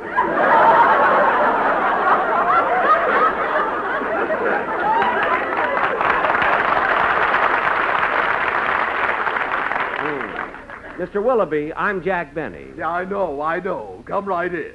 Thank you. Now, Mr. Willoughby, what is it you wanted to see me about? Well, I hate to bother an artist of your stature with trifles, but a strange thing has happened since you've been broadcasting for us. What's that? We've been losing money. We've been selling corsets for 15 years, and this is the first time the company is feeling the pinch. Mr. Willoughby, just what is your complaint about my program? I can't stand the way you read our commercials. I want you to hire an announcer. So I started auditioning announcers. I tried voices. Voices, all kinds of voices. Deep ones, high ones, soft ones, loud ones. All right, Bud, you're next. Read this. The Universal Corset Company presents Jack Benny. Now, the show opens, and you say... The Universal Corset Company presents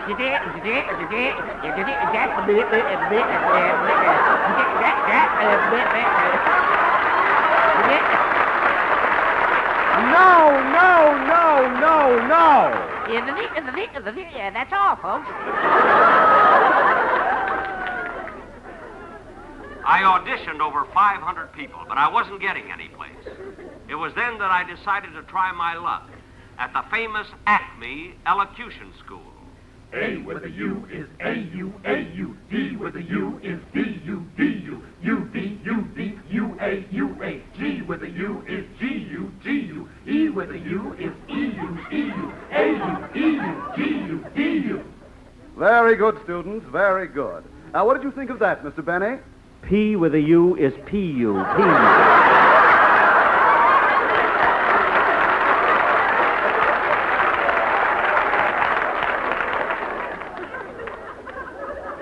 What? Oh, I'm sorry. You see, I'm a big comedian, and I couldn't resist. the opportunity, but I really am looking for a radio announcer. Well, you've come to the right place. Now, let's see. In this class, I have little Harry Von Zell, Billy Goodwin, Jimmy Wallington, and that fat one over there is Donald Wilson. Donald Wilson. Gee, I like that name, and he looks like he might be just right for my program. Well, certainly, Mr. Benny. I'll call him over. Oh, Donald. Donald, this is Jack Benny. How do you do? How with an H and an O and a U and an O and a D is a how do you do? Now, Mr. Wilson, I'm considering you as an announcer for my program. And if you take the job, I hope everything turns out fine. Thank you. Now, about your salary, Mr. Wilson. Oh, I'm so anxious to get into radio. I'll work for my 3 meals a day. Well, I wasn't planning to go that high.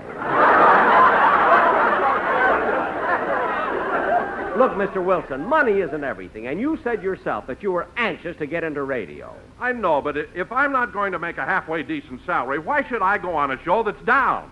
It's not down. How did that get in the script? It's in there because it happens to be true. It is not. It is true. It is not. Jack, you're ruining the whole scene. I don't care. My show was never down. It was too. You stay out of it. Don't pick on him, Green Eyes. What? Stop telling him, Poopsie. That doesn't. Jack, let's get back to my story, the story of my life. I don't care about your life. I'm sick of it. I'm going home. Goodbye. Jack! G with an O, with an O, with a D, with a B, B, bye. Goodbye. Don't try and be nice to people.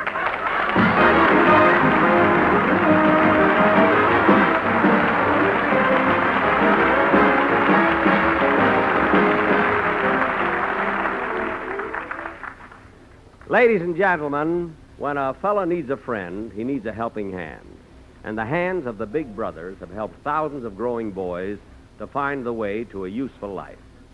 Since the first Big Brother movement was formed in 1904, to the many thousands of men who daily volunteer to help, I say congratulations for a job well done. If you are interested in being a Big Brother to some needy boy, write Big Brothers of America, Philadelphia 3, Pennsylvania. Thank you. Jack will be back in just a minute, but first a word from America's foremost authority on etiquette, Miss Amy Vanderbilt. Some of my friends tell me that in my new book on etiquette, I was a little hard on smoking. Actually, I was hard on smokers, at least some smokers. I dislike thoughtless smokers. You know, the man next to you at the dinner table who holds his cigarette so that the smoke drifts into your eyes. I like considerate smokers. For instance, I like to know that my husband is considerate enough to carry my brand of cigarette, Lucky Strike. In smoking, as in etiquette, it is, after all a matter of taste. I want a cigarette that tastes better to me than any other. That's Lucky Strike. Friends, Amy Vanderbilt is right. Smoking enjoyment is all a matter of taste. And the fact of the matter is, Lucky's taste better. Cleaner, fresher, smoother. There are two good reasons. First, they're made of fine tobacco. The whole world knows, LSMFT, Lucky Strike means fine tobacco. Then, Luckies are actually made better to taste better. Made round and firm and fully packed to draw freely and smoke evenly. It all adds up to real deep down smoking enjoyment for you. So take a tip from me and be happy. Go Lucky. Next time, ask for a carton of Lucky Strike. Lucky tastes better. Cleaner, fresher, smoother. Lucky Strike, Lucky Strike.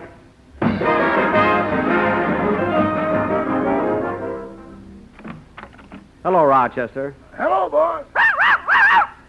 What's that? That's the Cocker Spaniel you won in the raffle. Oh, isn't he cute? You better like him a lot, boss. He may wind up costing you $150,000. Wait a minute. The woman that fell down was only suing me for $100,000. What's the $50,000 for? You're being sued again. The dog just bit somebody. Oh, no. Good night, folks.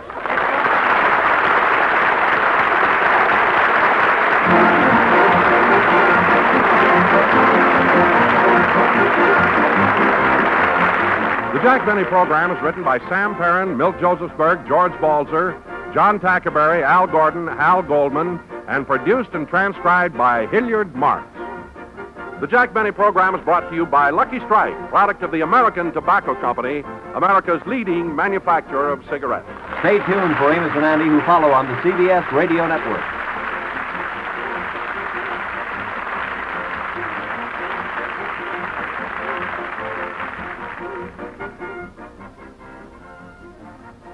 The Jack Benny Program, transcribed and presented by Lucky Strike. Lucky's taste better. Cleaner, fresher, smoother. Lucky's taste better. Cleaner, fresher, smoother. For Lucky Strike means fine tobacco, richer tasting, fine tobacco. Lucky's taste better. Cleaner, fresher, smoother. Lucky Strike, Lucky Strike. This is Don Wilson, friends. Say, if you like poetry, here's something that may give you a little chuckle. Listen. I like the cigarette I smoke, a statement free from bunk or hoke. There is no reason for it, brother, except I don't like any other. That's straight from the typewriter of H.I. Phillips, the noted syndicated columnist. It's part of a statement that Mr. Phillips made regarding the cigarette he smokes, Lucky Strike. In another part of the statement, he said, "Long ago, I found Lucky's had the taste that suited me, and I've stuck to them through the years. I smoke Lucky Strike for enjoyment and relaxation." End of quote. Yes, indeed, the word enjoyment. That's the main thing you smoke for. It is all a matter of taste. And the fact of the matter is, Lucky's taste better. They just have to, because they're made of fine tobacco, and they're made better. For quite some time now, we've been asking smokers to be happy, go Lucky. If you haven't tried Lucky's, why not take care of that next time you buy cigarettes? Believe me, Lucky's do taste better. Lucky's taste better. Cleaner, fresher, smoother. Lucky Strike, Lucky Strike.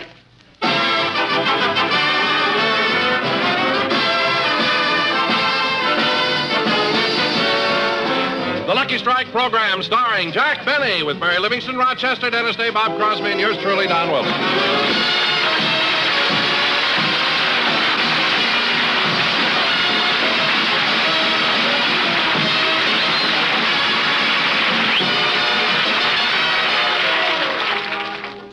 Ladies and gentlemen, tonight Jack Benny does another television program with his guest star, David Niven. Meanwhile, we have a radio show to do. So we bring you a man whose name for years has been the epitome of show business. A man who went from Waukegan to vaudeville. From vaudeville to pictures. From pictures to radio. From radio to television. And now, since he has no place else to go, would you please let him come into your home for just a half hour? Thank you. And here he is, Jack Benny.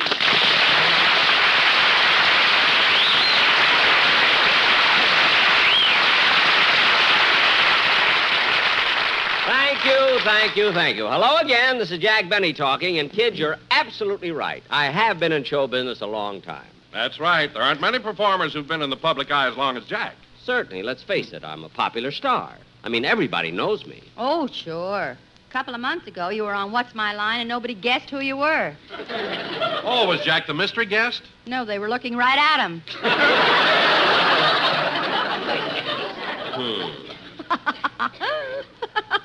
What are you laughing at? When you walked past the panel, they thought you were Hildegard. Well, anyway, we've got a show to do, so let's get on. Let's get on with... Oh, for goodness sake, what's all that racket? Hey, Bob Crosby, what's going on over there? Oh, those are the carpenters, Jack. They're remodeling the studio. Who authorized that? Well, I don't know, but the boys in the band thought the acoustics could be improved, so they all chipped in their own money to have it done. Why? Well, last week the police were practically at the door before they heard the sirens. The police? What do they want?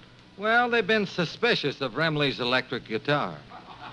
His electric guitar? Mm-hmm. So they followed the cord, and at the other end, they found a telephone and a bookie. Well, I hope this teaches them a lesson. He's always trying to figure out some way to bet on the horses. I bet on the Kentucky Derby yesterday. You did, Dennis? Yeah, and then I went home and watched it on television. When'd your horse come in? On the 10 o'clock news. Boy, was he late. Oh, fine. The horse I like came in second. How did you have it figured, Jack? Well, I didn't bet on the Derby, and I didn't watch it. Oh, but Jack, the Kentucky Derby's the biggest race of the year. Look, Don, you can have your Derby and your Preakness and your Gold Cup and all the rest of them. Horse racing happens to leave me cold. Say, Mary, what's the matter with him? Oh, don't mind him, Don. He went out with us to Santa Anita 3 months ago. He lost, and he's been upset ever since. Mary, I'm not upset, and I never was upset over losing. Oh, you weren't, eh?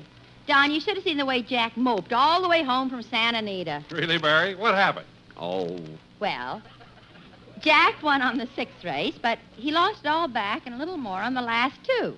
When the races were over, Jack, Dennis, and I were riding home in Jack's car. Rode for about 15 minutes in silence, and then...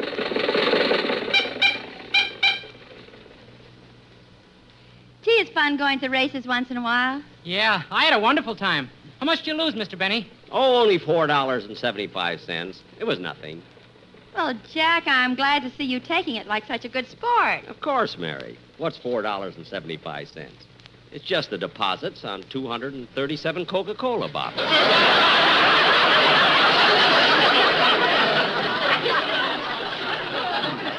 That's all. Da-dee-da-dee-da-dum, da-dee-da-dum, da-dum, da-dee-da-dum. How'd you make out, Dennis? I won $8. Oh, you won, huh? Well, I only lost $4.75. Did you win, Mary? No, I lost $12. Good. I mean, that's too bad. Jack, I think you really are mad because you lost. Oh, don't be silly, Mary. It doesn't bother me at all. Easy come, easy go.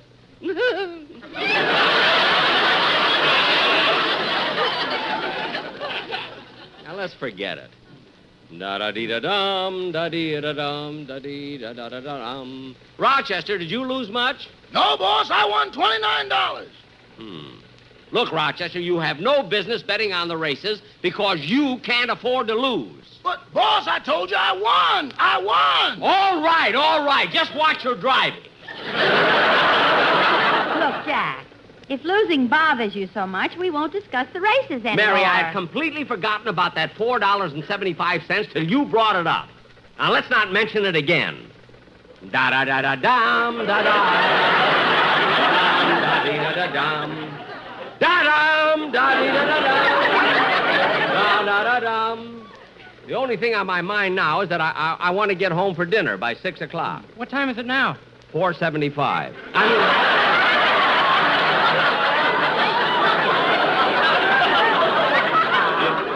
mean, 5:30. Now, look, once and for all, let's drop the subject. You know, Jack, it was nice running into Benita and Ronald Coleman at the races. Yeah, Ronnie won money, too, and he had the most peculiar system. You know, he'd only bet on the English horses. Rochester, can you drive a little faster? I'll try. Say, Mr. Benny, can I have tonight off?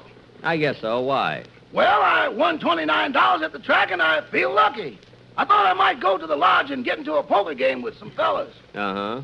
Maybe I can win another $71, which will give me an even 100. And if I had $100 after all these years, I could propose to my girlfriend. Wait a minute, Rochester. You mean to say that this would be the first time you've had $100? This is the first time I've had 29. Well, you should be a little more thrifty. Are you going with the same girl, Rochester? Yes, ma'am, Susie. Gosh, you've been going with her for so many years. Tell me, Rochester, what does she look like? Well, every time I look at her, I think of Lena Horne. Oh, is she that beautiful? No, I just like to think of Lena Horne. Rochester, please pay attention to your driving, will you? I'm tired and I'm anxious to get home. Yes, sir. That's better. Gee, we sure must be going fast. The foxtail just blew off the radiator cap. Lucky I caught it. It's not a foxtail, and put it back on my head.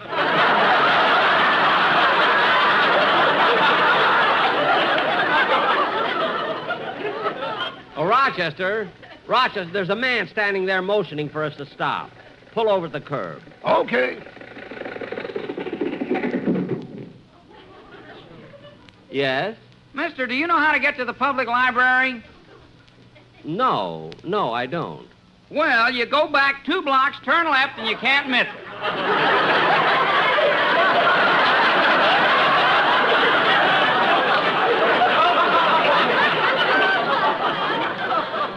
Well, that's the silliest thing I ever heard. Drive on, Rochester.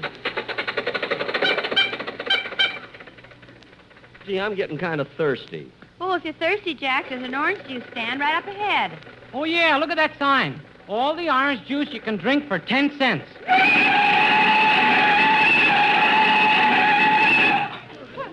Rochester. Don't look at me, Mr. Benny stepped on the brakes. From the back seat yet. Well, all right, I'm thirsty. Say, Jack, isn't that Bob Crosby and Charlie Bagby, our piano player over there? Yeah. Say, Charlie, how'd you make out at the races today? Great. I won $90. $190. Big show off. Hey, what's eating him, Mary? What's wrong with Bagby winning $90? Oh, nothing, Bob. Jack's just upset because he lost $4.75. He even got mad at the horse. I was not mad at the horse. Then why did you shove your hand down his throat to get your lump of sugar back? Oh, stop. I was cold. Now, look, kid.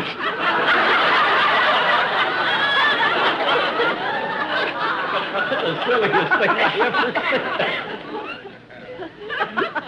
said. Now, look, kids, I don't want to hear any more about my losing money. It isn't such a terrible thing. Well, Jack, hey, kid. Oh, it's Don Wilson. Oh, yeah. Don, what are you doing out this way? Well, it's such a nice day, I thought I'd take the Sportsman Quartet out for a ride. Taking the quartet for a ride? Where's your car? No car, piggyback. Oh, yes, the tenor's sitting on the rumble seat. Hello, fellas. Say, Don, have you and the boys thought about a commercial for Sunday? Oh, no, we haven't, Jack, but we'll work on it as soon as we get home. Say, I know a song we can all sing for a commercial. You do? Yeah, it's Clancy Lowered the Boom. Dennis, you've done that so many times. And anyway, I don't think that would make a good commercial. Oh, yes, it will, and I've got parts for all of us. Here, this is the quartet's part. This is yours, Mary. And here's yours, Don, and Bob, and Rochester. Come on, let's go. Wait a minute, there's no part for me. Well, you do your part on the violin. But I haven't got my violin here. Good.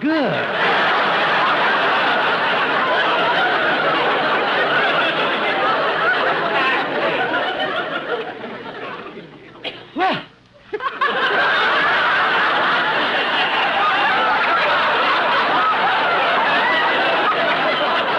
You'll take over my whole show pretty soon. That's all I need. Come on, let's sing it. Okay.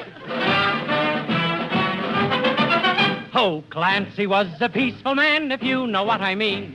The cops picked up the pieces after Clancy left the scene. He never looked for trouble, that's a fact you can assume. Nevertheless, when trouble would press, Clancy lowered the boom. Oh, the Clancy! Oh, the Clancy! Whenever they got his Irish up, Clancy lowered the boom, boom, boom, boom, boom, boom, boom, boom. Now, Mr. Benny's very good at telling jokes and such. In fact, he's good at everything except perhaps a touch. One day I asked to borrow 10, 'twas then I sealed my doom. I reached for the cash and quick as a flash, Benny lowered the boom. Oh, the Benny! If ever you look in his pocketbook, Benny will lower the boom, boom, boom, boom, boom, boom, boom, boom, boom. Now, they can kid him all they please by saying that he's tight, but they should see him when he buys his dinner every night. He gives the girl $1, though you may think it strange. Although the change is 95, he tells her to keep the change. Oh, that Benny! Oh, that Benny! If ever he spends $1.50, we'll know we're in for a boom, boom, boom, boom, boom, boom, boom, boom. I went to Mr. Benny's house and walked in through the door. There at my feet, a $1 bill was lying on the floor. I looked around but couldn't see nobody in the room. So trusting my luck, I reached for the buck, then someone lowered the boom. That was Benny! That was Benny! He scratches the middle of some poor fiddle and calls it love and gloom, gloom, gloom, gloom, gloom, gloom, gloom, gloom. Now, when you want a cigarette, here's something I suggest. Why don't you light a Lucky Strike? You know you want the best. They're made of fine and light tobacco, that you will agree. So listen to Jack and buy a pack of LSMFT. Oh, those Luckies, oh, those Luckies. Be happy and go with Luckies, you know they'll chase away your gloom, gloom, gloom, gloom, gloom, gloom, gloom. Sure, and Clancy smokes them because they're cleaner, fresher, smoother, and better taste them, too.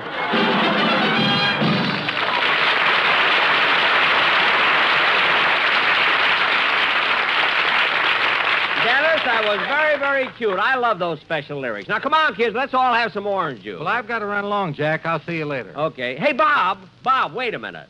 Say, Mary, watch me catch him. Oh, Bob. Yeah, Jack?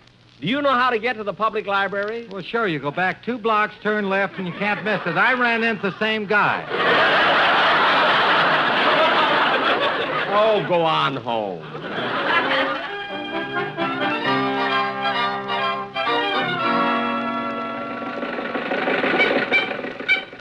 Well, we're getting close to home, kids, and I'm really tired. Rochester, what's wrong? I think we're running out of gas. But the gauge says full. Don't go by that. It's painted that way. That I don't understand at all. Anyway, there's a standard station, so pull in there. Okay. Rochester, honk the horn so the attendant... Jack, look who it is. Oh, yeah. Hello, Mr. Benny. Mr. Kitzel!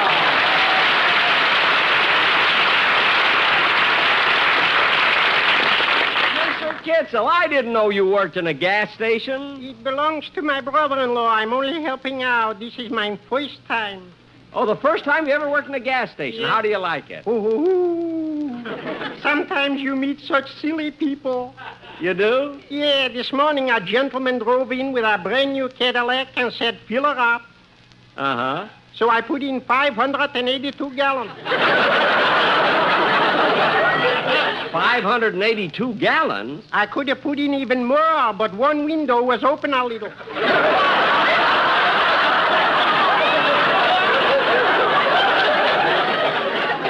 Mr. Kitzel, you're joking. Oh, my, a Ned leap. I thought so. Now, Mr. Kitzel, I'd like to get some gas, too, but put it in the tank. It's going in now. Good, good. Mr. Benny, while you're here, how about a grease job? I'll check your differential, universal joints, spring checkles, wheel bearings, and your axle bolts. Mr. Kitzel, how'd you learn so much about what's under a car? From trying to cross Hollywood Boulevard.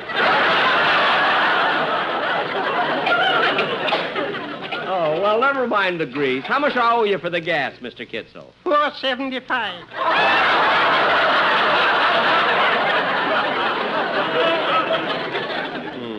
Here you are. Goodbye, Mr. Kitzel. Thank you. Goodbye, Mr. Benny.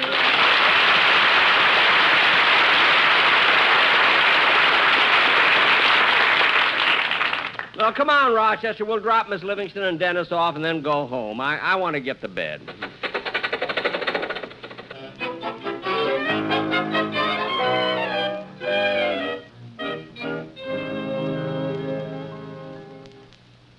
Ah, that bed looks good. Gosh, what a relief to get this high-starch collar off. I only wore it one day and almost drove me nuts. I wonder how Hoover stood it all these years.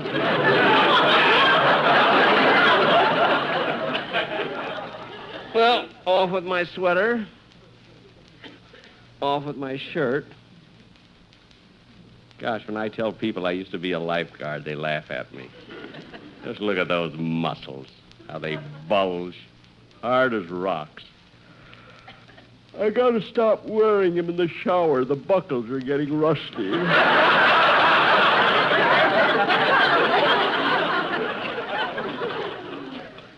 It'll feel good to get my shoes off. Going to the track sure tires you out. Burns me up the way everybody thinks I'm mad because I lost $4.75. $4.75. I'll make that up in no time. One more guest appearance with Bob Hope, and I'm all set.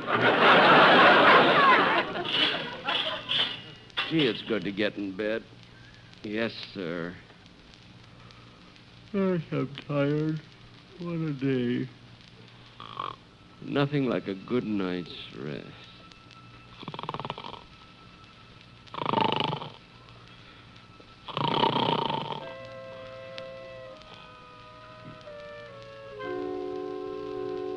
$4.75. $4.75. $4.75. $4.75. $4.75. $4.75. $4.75.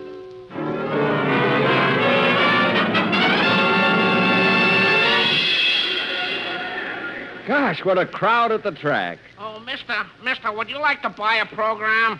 A program, yes. How much is it? $4.75. Oh, is that all?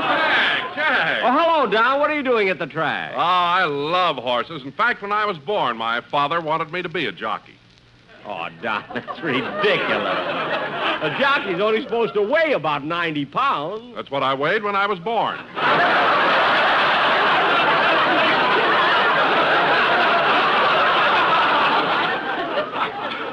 Oh, well, what do you weigh now? 475.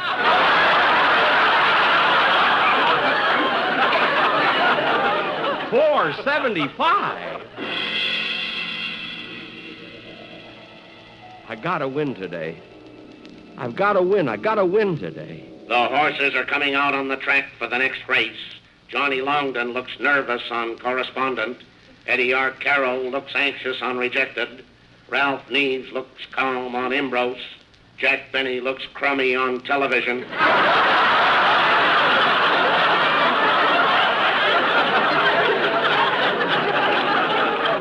I do not. I gotta win today. I gotta win. Hey, Bud. Bud. Huh? Come here a minute. What? Who you betting on? Ambrose. Uh-uh. What? Bet on orange juice. Orange juice? Why? Look at the odds. All you can drink for 10 cents.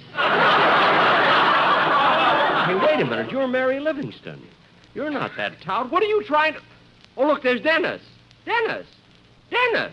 Ah, you're confused, old boy. I'm Ronald Coleman.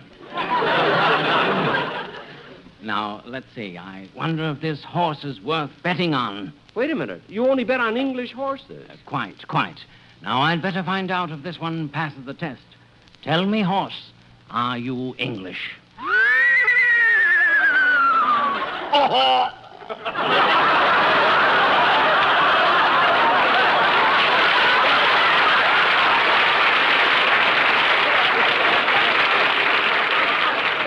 Well, I'll be darned.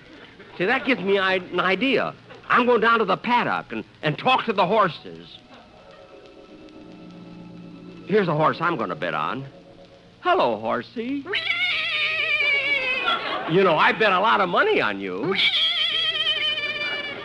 Are you going to win today? Who am I?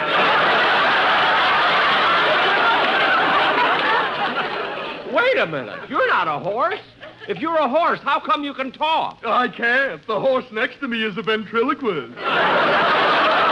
Ventriloquist? How can a horse be a ventriloquist? Yeah, how should I know? It's your dream. What? The race is about to start. Make your bets. My bet. I got to make my bet. I got to win $4.75. Oh, darn it, the window is closed. I'll rap on it. Open the window. Open the window. What happened? When you opened the window, the gasoline ran out. Oh, here's the betting window. Mister, here's $10. Give me a ticket on library. You got the wrong window. Go back 2 blocks and turn left. Thank you. Attention, please. There is only 1 minute in which to make your bets. You people who can't get to the window, follow the electric cord. It will lead you to a guitar player.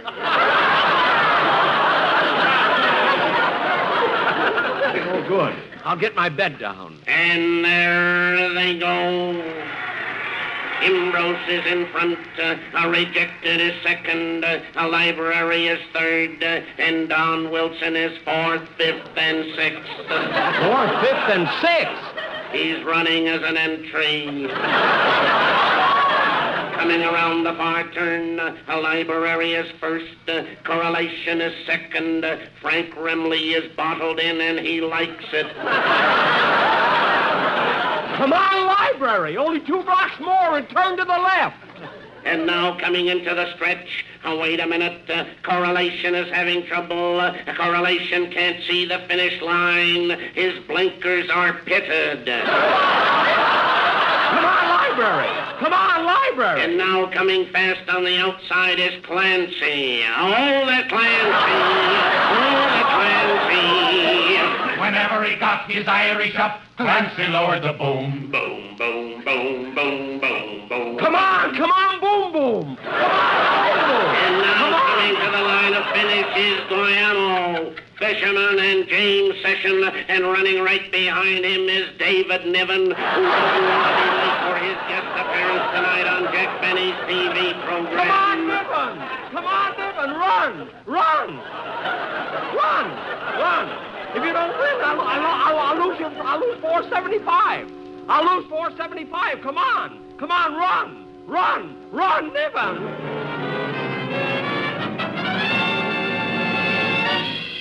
Boss! Run! Boss! Huh? Boss, you must have been dreaming about horses. How do you know? You're riding the bedpost. Gee, Rochester, I just had the most exciting dream. Gosh, I won't be able to go back to sleep now. Get me some Ovaltine. Yes, sir. By the way, Mr. Benny, after you went to bed, a special delivery came for you. Special delivery? What was it? A refund from the Income Tax Bureau. How much? $4.75.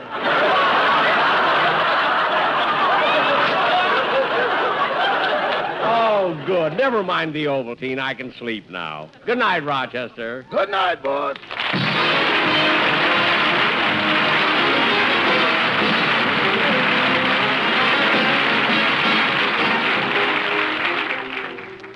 Ladies and gentlemen, I will be back in a minute to tell you about my television show, which goes on tonight at 7 p.m. over the CBS network with my guest star, David Niven. But first, here's a very important announcement. It deals with one of our greatest national hazards, fire. Fire destroys millions of dollars worth of property and takes thousands of lives each year. Don't let your home be a fire trap. Make certain all electrical appliances are in order. Don't smoke in bed, and be careful with inflammables. Don't give fire a place to start. Thank you.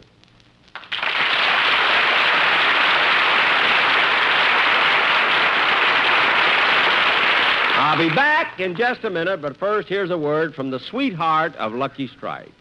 This is Dorothy Collins. Hi, everybody. You know, smoking enjoyment is all a matter of taste. And friends, the fact of the matter is, Lucky's taste better. One important reason for this is LS-MFT. Lucky Strike means fine tobacco. Fine, naturally mild, good-tasting tobacco. And second, Lucky's are made better. They're made round and firm and fully packed to draw freely and smoke evenly. Golly, that's the whole thing in a nutshell. Truly fine tobacco in a better-made cigarette. That's the whole Lucky Strike story. That's why you can be sure every time you open a pack of Luckies, that you'll enjoy a better-tasting smoke. For smoking enjoyment is all a matter of taste. And the fact of the matter is, Luckies taste better. They're cleaner, fresher, smoother.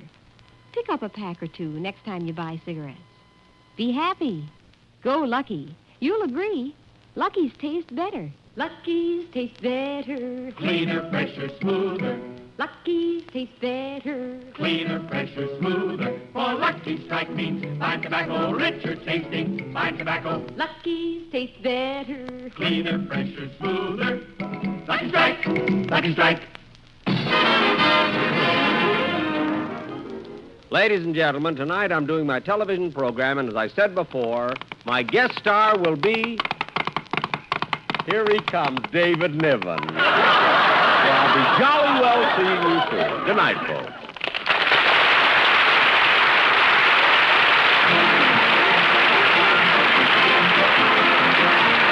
The Jack Benny Show tonight was written by Milt Josephsberg, John Tackerberry, Hal Goldman, Al Gordon, and produced and transcribed by Hilliard Marks.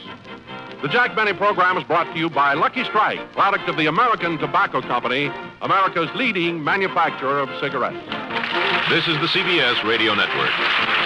And KNX AM and FM. The Jack Benny program, transcribed, presented by Lucky Strike. And now, a word of interest to smokers. For years, you've heard talk, double talk, words about noses, words about throats, empty promises. Cigarette advertising is filled with them. Now this smokescreen of double talk is swept away by facts, not claims. Facts. The facts are that Lucky's fine, mild, good-tasting tobacco goes into a cigarette that's made better, that's fully packed, that has no annoying loose ends to spoil the taste. A cigarette that's made better in every way. Yes, the facts are that Lucky Strike, by a wide margin, is the best made of all 5 principal brands of cigarettes. Facts proven by a month-after-month quality comparison based on tests certified to be impartial, fair, and identical. And these tests, these facts, are verified by leading laboratory consultants. For example, Foster D. Snell Incorporated of New York City reports, in our opinion, the properties measured are all important factors affecting the taste of cigarette smoke. We conclude that Lucky Strike is the best made of the 5 major brands. Yes, Lucky's taste better. Always so mild, so smooth, so firm and fresh, with better taste in every puff. So prove to yourself the proven facts. Don't be misled by the smokescreen of claims made by other cigarettes. Remember the facts and enjoy really fine, mild, good-tasting tobacco in the cigarette that tops all 5 principal brands for quality. The cigarette that tastes better, Lucky Strike. Try a carton today. Be happy, go Lucky Strike today.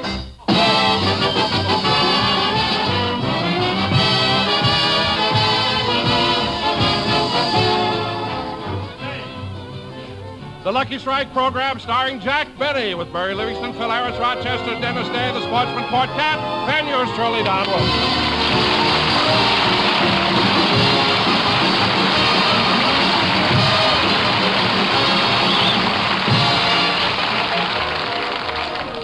And now, ladies and gentlemen, let's go down to a local department store where Jack and Mary have gone to do their Christmas shopping. Gosh, Mary, no matter how early you do your Christmas shopping, the stores are always crowded. Yeah. Now, let's see. I have to get a present for my producer, my sound effects men, my engineer, my script girl. By the way, Jack, what are you giving your 4 writers? My 4 writers? Oh, something they can really use. What's that? A 5th writer.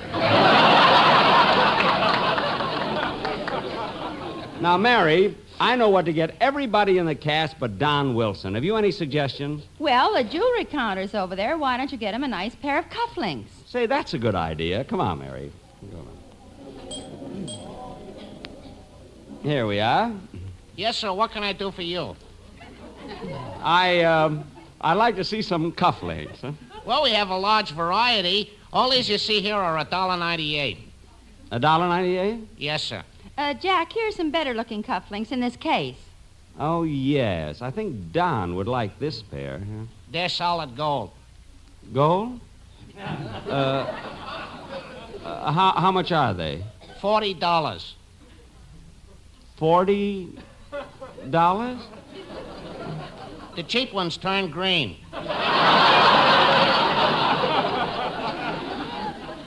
He sure did, didn't he?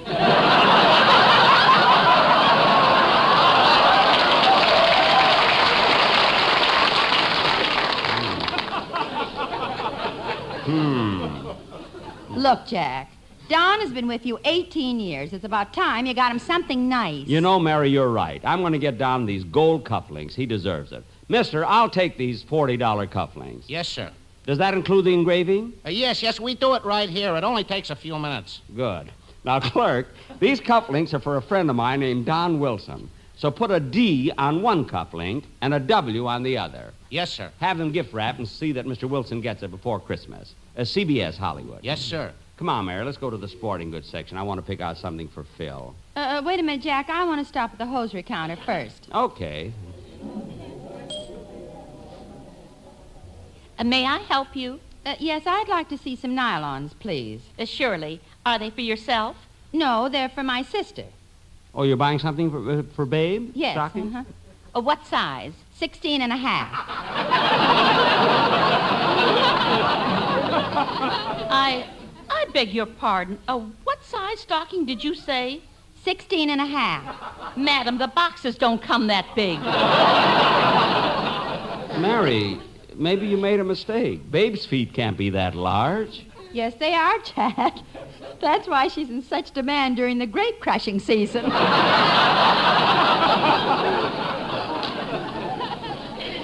Oh, well, Mary, why don't you get her present later? I like to finish my shopping first. Just a minute, Jack. As long as we're here at the stocking counter, I want to buy a pair for myself. Mary, you don't have to buy stockings. I was going to give you some for Christmas. I'll buy my own. I wore the stockings you gave me last year, and everybody thought I was a nurse.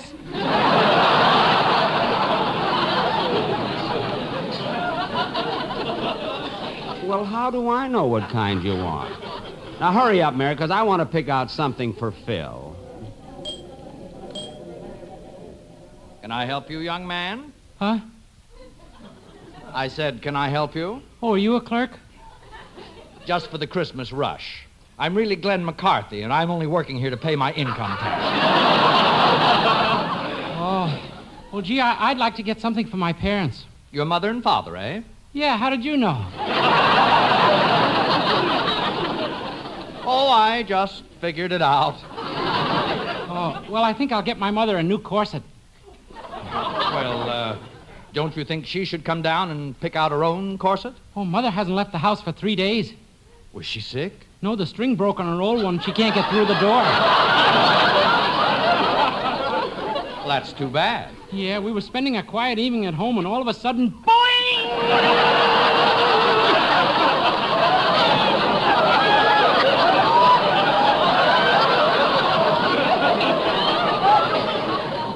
And steel stays flew in all directions.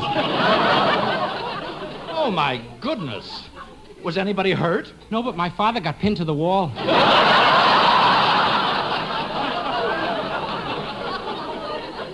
Well, anyway, wrap up that size 44 corset and I'll take it with me. Yes, sir. Now, let's see, Mary. The sporting goods counter should be... Hello, Mr. Benny. Well, hello.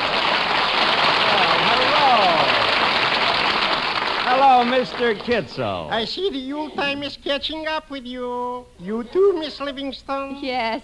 Are you doing your Christmas shopping, Mr. Kitzel? Ooh. I'm a busy boy. Look at this armful of bundles. Ooh, the things I am buying. For my wife, I'm getting a house coat, and for my nephew, I'm getting some electric things. Oh, Lionel? No, his name is Sam.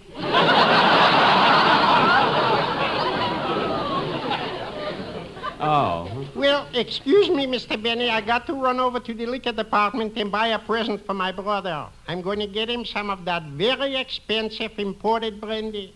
Napoleon? No, his name is Lionel.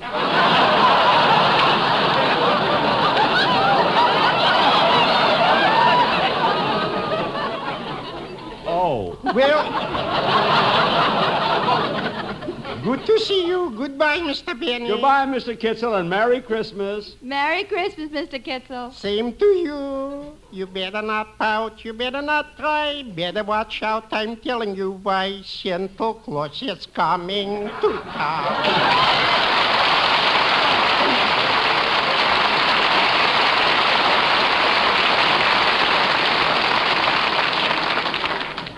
Now, let's see. Where was I going? Jack, you better get Phil's present. I think the sporting goods is over here. Yeah, we'll go over and... Oh, just a minute, Mary. What's the matter? I've been thinking about Don's gift. I'm afraid I had it engraved wrong. I'm going back to the jewelry department. Come on.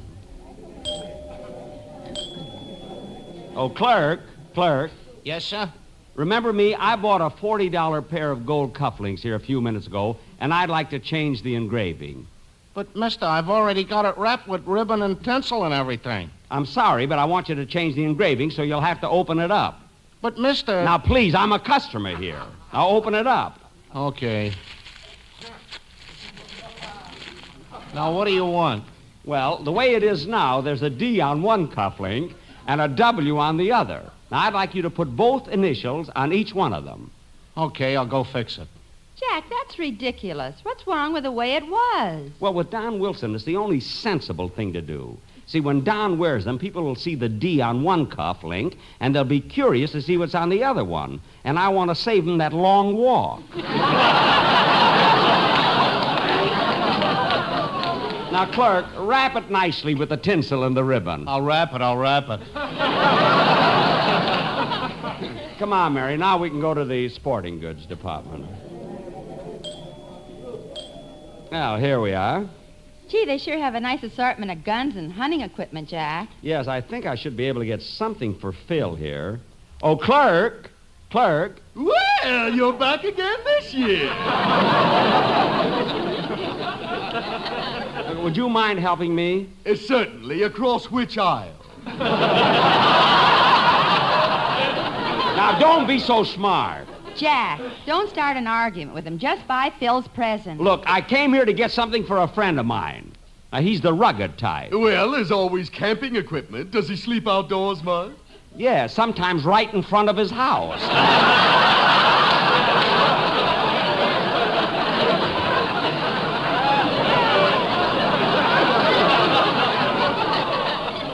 Oh! Gee, I don't know what to get him. Well, while you're making up your little mind, I'll wait on another customer. Okay, do you mind if I fool around with this gun? Go right ahead. It's loaded. Gosh, you know, Mary, it's hard to buy something for Phil. Maybe like this fishing rod. Yeah, say, that might be nice. Oh, clerk. Just a minute. I have other customers. Yes, sir. I'll wait. Huh? That'll be $8.76, madam.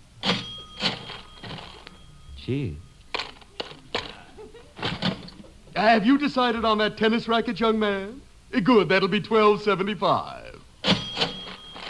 Gosh. Ouch! Finally got your nose caught in it.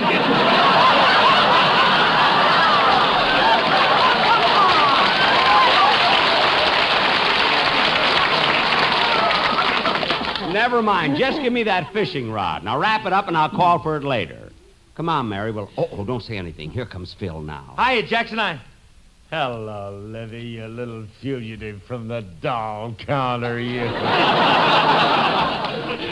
Hello, Phil. You're certainly carrying a lot of packages. Yeah, I've been shopping all day. Got presents for everybody. How about you two? Well, I'm nearly finished with my shopping. $5 is almost gone, huh? Phil, for your information, I just spent $40 on Don Wilson. What'd you do, take him to lunch?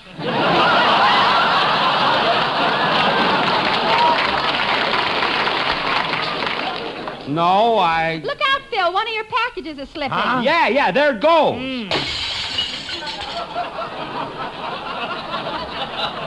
Darn it, now I got to get Remley another present. Mary, let's move away. I'm getting dizzy here. See you later, Phil. So long, kid. Goodbye, Bye, Phil. Come on, Mary. I still have to buy something for my sister Florence. Oh, Jack, look. There's Santa Claus. Yeah, look at him. With his red suit and white beard. Jack, he's coming toward us. I'm going to talk to him. Hello, Santa. Hiya, bud.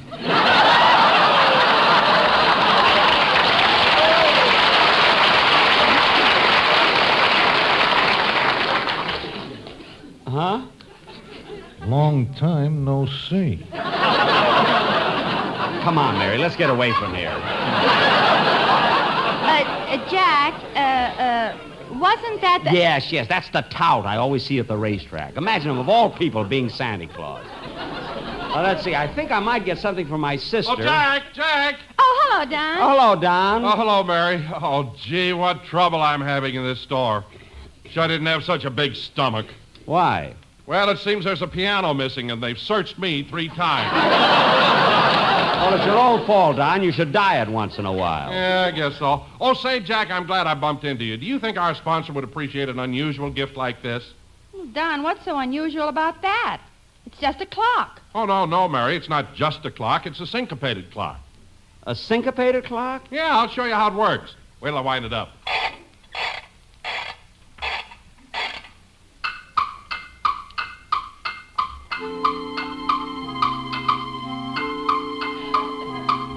Now here's a clock that works all right. It works all right, but not exactly quite. Instead of going tick-tock-tick, the crazy clock goes tock-tick-tock. Experts come to hear and see, but none of them can solve the mystery. We called Professor Einstein too. He said there's nothing I can do. The man who made it raved and raved, because nobody could say why this silly clock behaved the hickory-dickory way. It has a syncopated tick, a steady rhythm, really kind of slick. It has a beat that we all like, as pleasing as a lucky strike. Lucky, lucky, lucky strike. Round and firm and fully packed.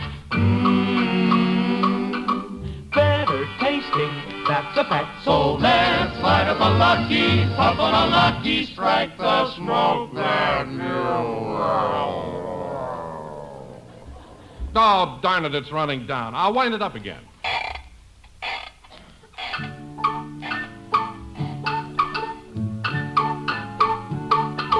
LSMFT, that's the cigarette for you and me.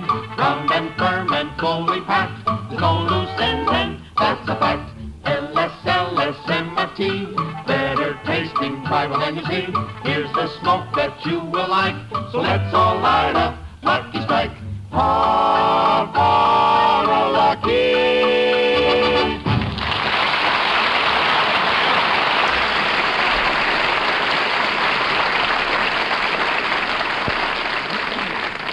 Don, that's a wonderful gift, and I'm sure the sponsor will be crazy about it. I thought you'd like it. But, Jack, when I send it to him, should I sign the card just Don or be more formal and sign my full name, Donald Harlow Wilson? Donald Harlow Wilson? Oh, you know him well enough to sign it Don. No, I guess so. Well, I got to run along now. Got to get a present for my wife. So long. So long. Say, Mary, did you hear that? What? Don's got a middle name, Harlow.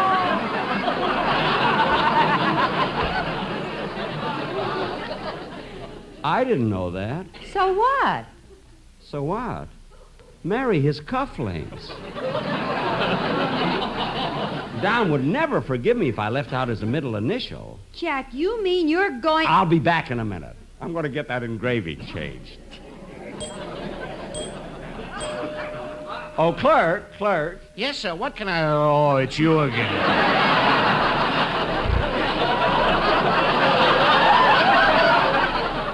Yes, I've got a slight change for you in that engraving. Oh, no. No. First you buy the gift, then I engrave the gift, then I wrap the gift, then you change your mind about the engraving, then I unwrap the gift, then I re-engrave the gift, then I wrap the gift. Now you want me to change the engraving again? Well, never mind that. Just unwrap the gift. I've already sent it down to the delivery department. Well, you'll just have to go down there and get it. What was wrong with it? There was nothing wrong with it. It's just that I'd like to add some more engraving. More engraving? Look, mister, that ain't a tombstone, it's a cufflink.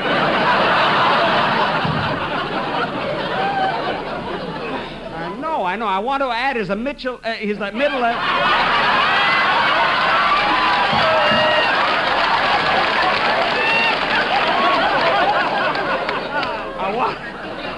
I want to add his middle initial, H. Now go get my package. All right. I'll get it.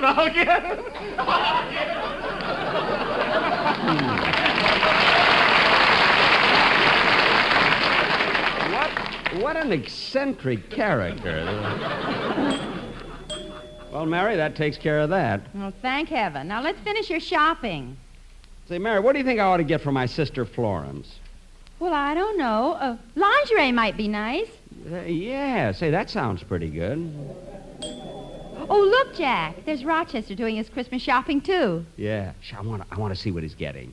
Can I do anything for you? Yeah, I'm looking for a Christmas present for my boss. Your boss, eh? Well, would you like something in a necktie? I don't know. That might be all right. Well, what kind would you like? What kind of a man is your boss? Well, he ain't exactly the vigorous type like Harold Flynn. And he ain't exactly quite like Gary Cooper. Then again, he ain't exactly bashful like Jimmy Stewart. And on the other hand, he ain't the aggressive type like Humphrey Bogart. Well, what type is he? I don't know what he is. I just know what he ain't.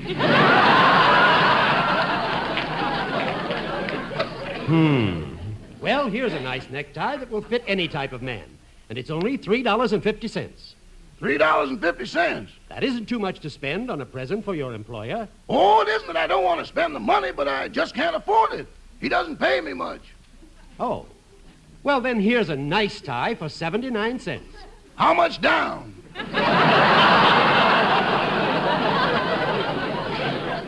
How do you like that? I really don't know what to get him. Let me ask you something. What does your boss usually give you for Christmas? Well, what? Well, last year he gave me $5,000. He gave you $5,000? That's hard to believe. You wouldn't believe the truth either.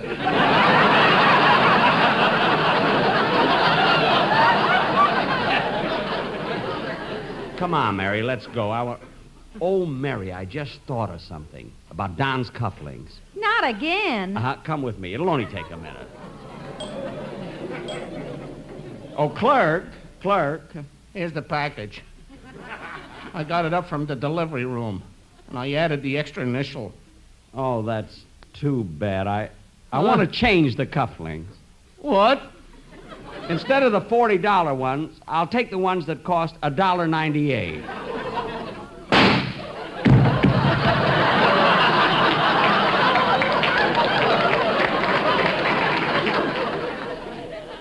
Gee, he was such a young fellow.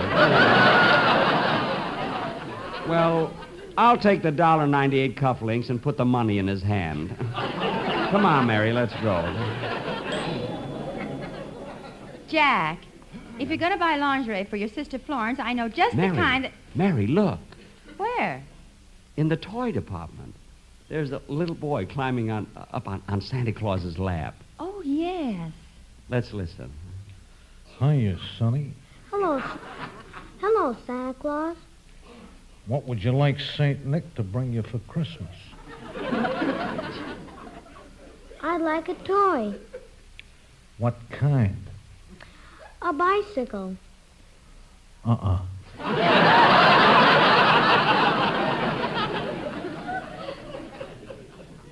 Huh? Get a fire truck. But I want a bicycle. Bicycle hasn't got a chance.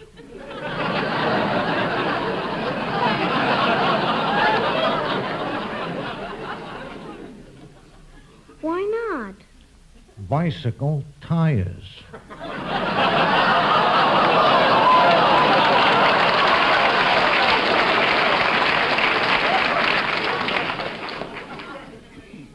Gee, I never thought of that. I know what, Santa. Just bring me a pair of roller skates. Now, that is the worst choice you could make. What? Roller skates are no good in the mud.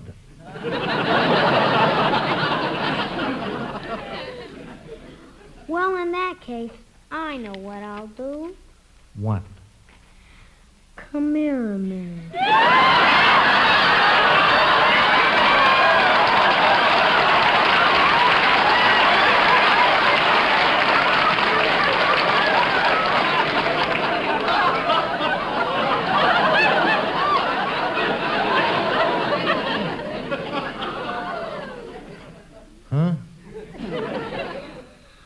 I'm gonna get a high-powered BB gun. Why a high-powered BB gun? It's a long shot.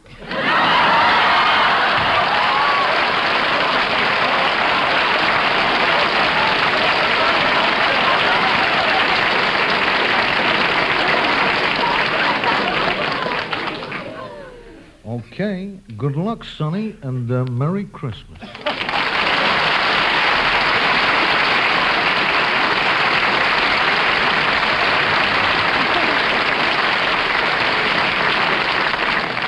You know, Mary, if I didn't see that, I wouldn't believe it. Well, come on, Jack. Let's buy your sister's present and go home. Okay. Well, here's the lingerie counter. Yeah. Pardon me, but would you mind waiting on us? Why not?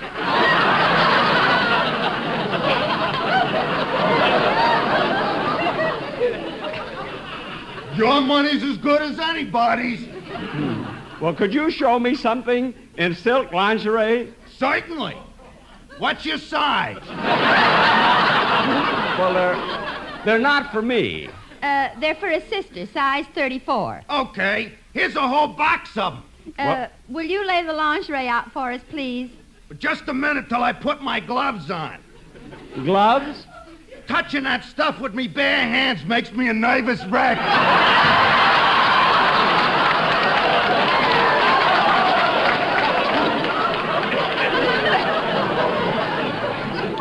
What?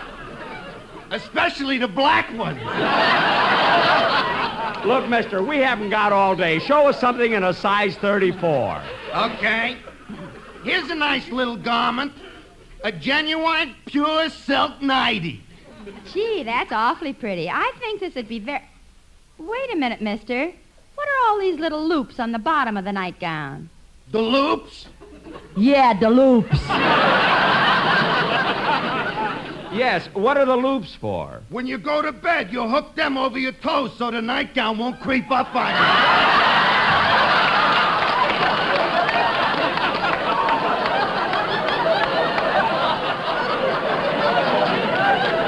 Oh, that's wonderful. Gift wrap it and send it to my house. Yes, sir. Jack, here comes Don again. Oh, hello, Don. Have you bought your wife's present yet? Yeah, I finished all my shopping. I even bought something for the man who collects our garbage. Oh, what'd you buy him? $40 cufflinks.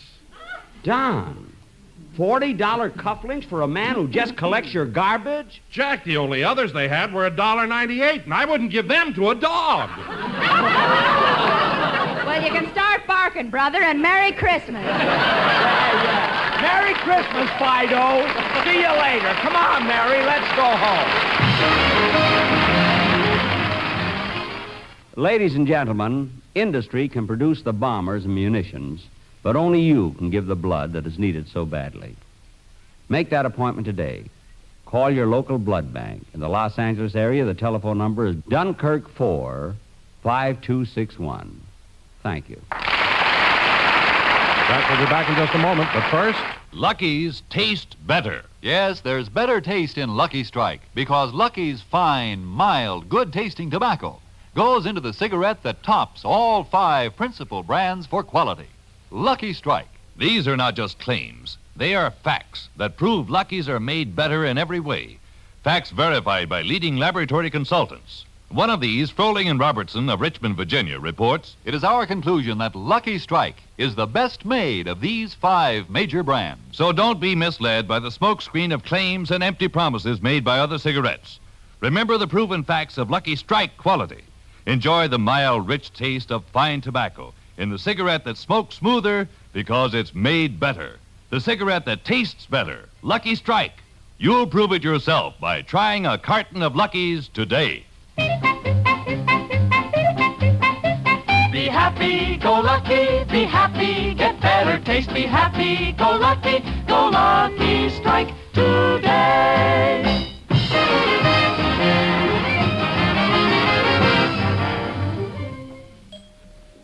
Well, Mary, I've done all my Christmas shopping. I guess we can go home. Yeah, come on, let's... Well, Mr. Benny, imagine running into you again. Mr. Kitzel, I thought you finished your Christmas shopping. Well, I had to come back. I forgot to get a present for my boss. I'm buying him a cigarette lighter. Ronson? No, his name is Shapiro. Well, good night, folks. This is John Wilson reminding you to listen to your hit parade with Guy Lombardo every Thursday night, presented by Lucky Strike. Consult your newspaper for time and station. Stay tuned for the Amos and Andy Show, which follows immediately. The Jack Benny program is heard by our armed forces overseas through the facilities of the Armed Forces Radio Service.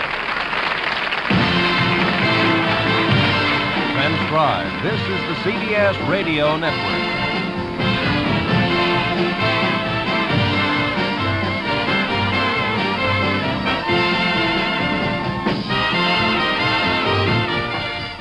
The Jack Benny program, transcribed and presented by Lucky Strike. Friends, in a cigarette, nothing, no nothing beats better taste. And remember, Lucky's taste better. Cleaner, fresher, smoother. Lucky's taste better. Cleaner, fresher, smoother. For Lucky Strike means fine tobacco, richer tasting, fine tobacco. Lucky's taste better. Cleaner, fresher, smoother. Lucky Strike, Lucky Strike. this is Don Wilson. As you know, friends, your enjoyment of a cigarette depends on its taste. That's right, nothing, no nothing beats better taste. And Lucky's taste better. Cleaner, fresher, smoother. You see, Lucky's better taste really begins with the fine, light, naturally mild tobacco that goes into Lucky Strike.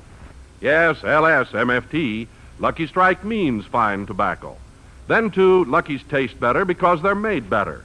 Made round and firm and fully packed to draw freely and smoke evenly. To make sure that you get Lucky's better taste in all its natural freshness, every pack is extra tightly sealed. Yes, Lucky's are fresher. Just smoke 'em and see. See what enjoyment you get from a cigarette that is made better to taste better and still has all its better taste when you smoke it because it comes to you fresh. So, friends, for all the deep-down smoking enjoyment you want from your cigarette, be happy. Go Lucky. Get the better taste of Lucky Strike and get it fresh. Lucky's taste better. Cleaner, fresher, smoother. Lucky Strike, Lucky Strike.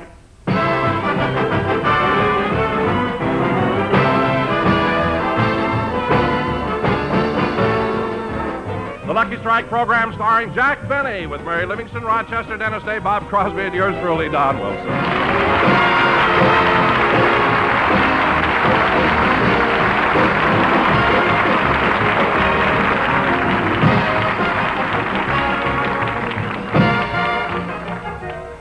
Ladies and gentlemen, the Lucky Strike radio show is usually rehearsed on Saturday mornings.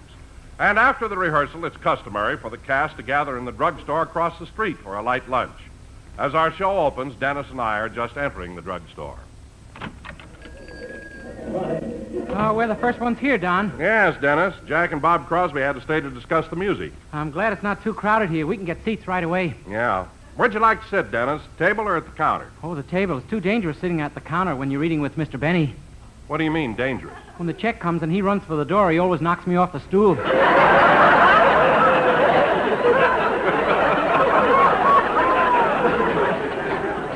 Let's sit over here at this table. Okay. Should we order our lunch now or wait for the others? Oh, I may as well wait. Okay. Hope they come soon. I'm so hungry I could eat a horse. That's what I had for breakfast. Hey, here comes Bob Crosby. Oh, Bob, here we are. Oh, hi, fellas. Jack will be along in a minute. I thought he was coming with you. Oh, he was, but he had to go back to his dressing room. He forgot his hat. Oh, for heaven's sakes. It's spring. What does he need his hat for? His hair was in it. Oh, here he comes now. Jack, we're over here. Oh, hi, kids.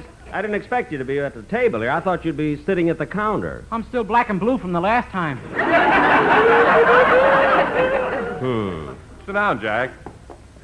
I'll call the waitress. No, let me call her, Don. I think she has a crush on me. Oh, Miss? What do you want, Mac?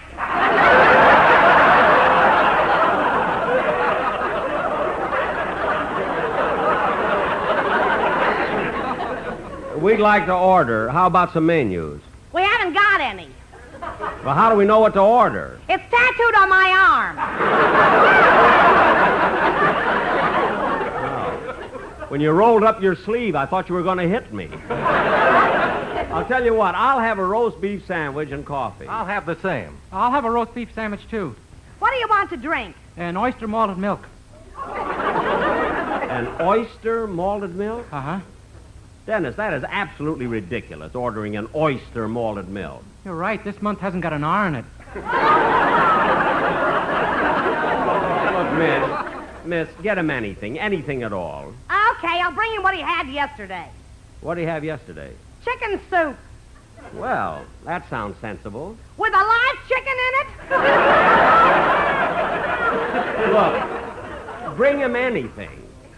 Will that be all? Oh, wait a minute. You haven't taken my order, miss. Oh.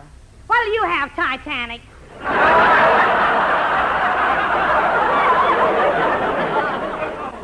Well, I'm really not very hungry.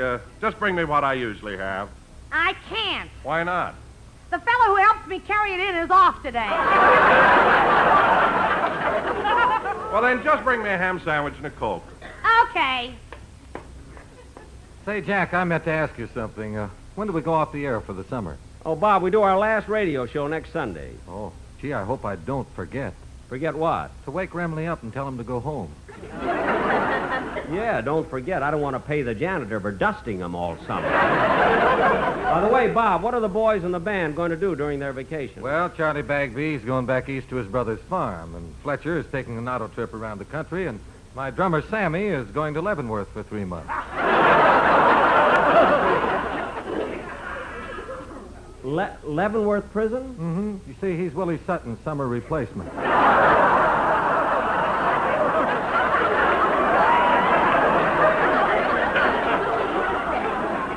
Well, I'll be darned. Say, Jack, why wasn't Mary at rehearsal today? I don't know. She didn't call or anything. Toward the end of the season, everybody does what they want to. Gee, I hope the waitress hurries with the order. I want to go to the hospital and see my mother and father. Your mother and father are in the hospital, Dennis? Yeah, they have to have an operation. Dennis, they both need an operation at the same time? Uh-huh. The doctors have to get her fist out of his mouth.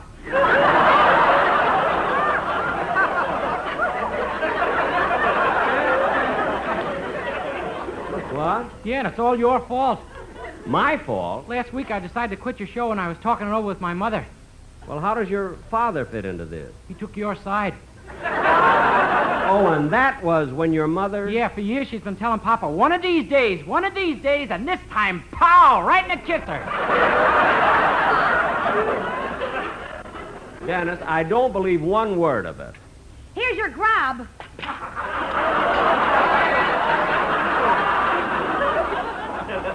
Here's your 3 roast beef sandwiches. And here's your chicken soup. Oh, boy, just the way I like it. I'm glad. Where are you going, Bob? Oh, there's a jukebox over here, Jack. I thought we might have some music while we eat. Oh. Let's see, what'll I play? Well, that song's his. That one is his, too. The next one. Yeah, and the one after that. And the one after that also. Well, it looks like I'll just have to give my brother a nickel.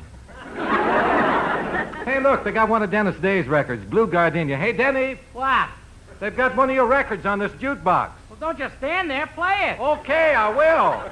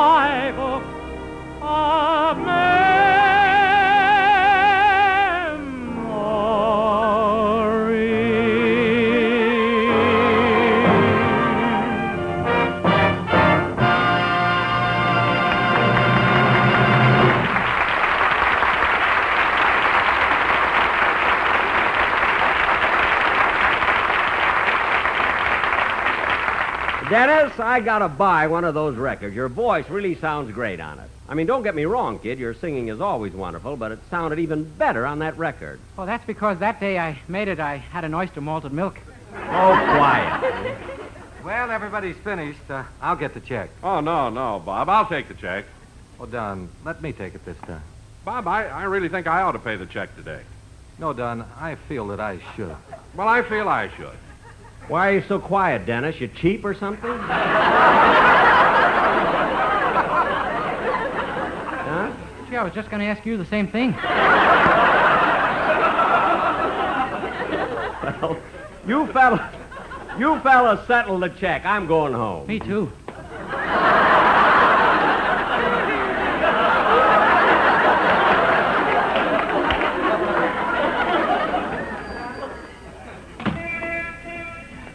Gee, it's a nice day.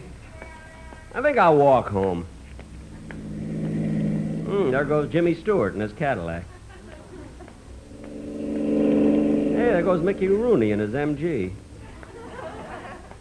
And there's Humphrey Bogart in his Jaguar. You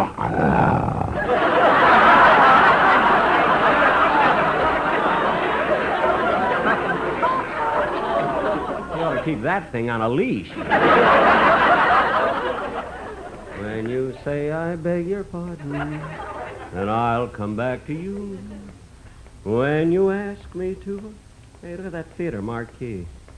The new picture that just opened up. Fort Tighe, starring George Montgomery. I wonder how many people know that George Montgomery's married to Dinah Shore. I found out when he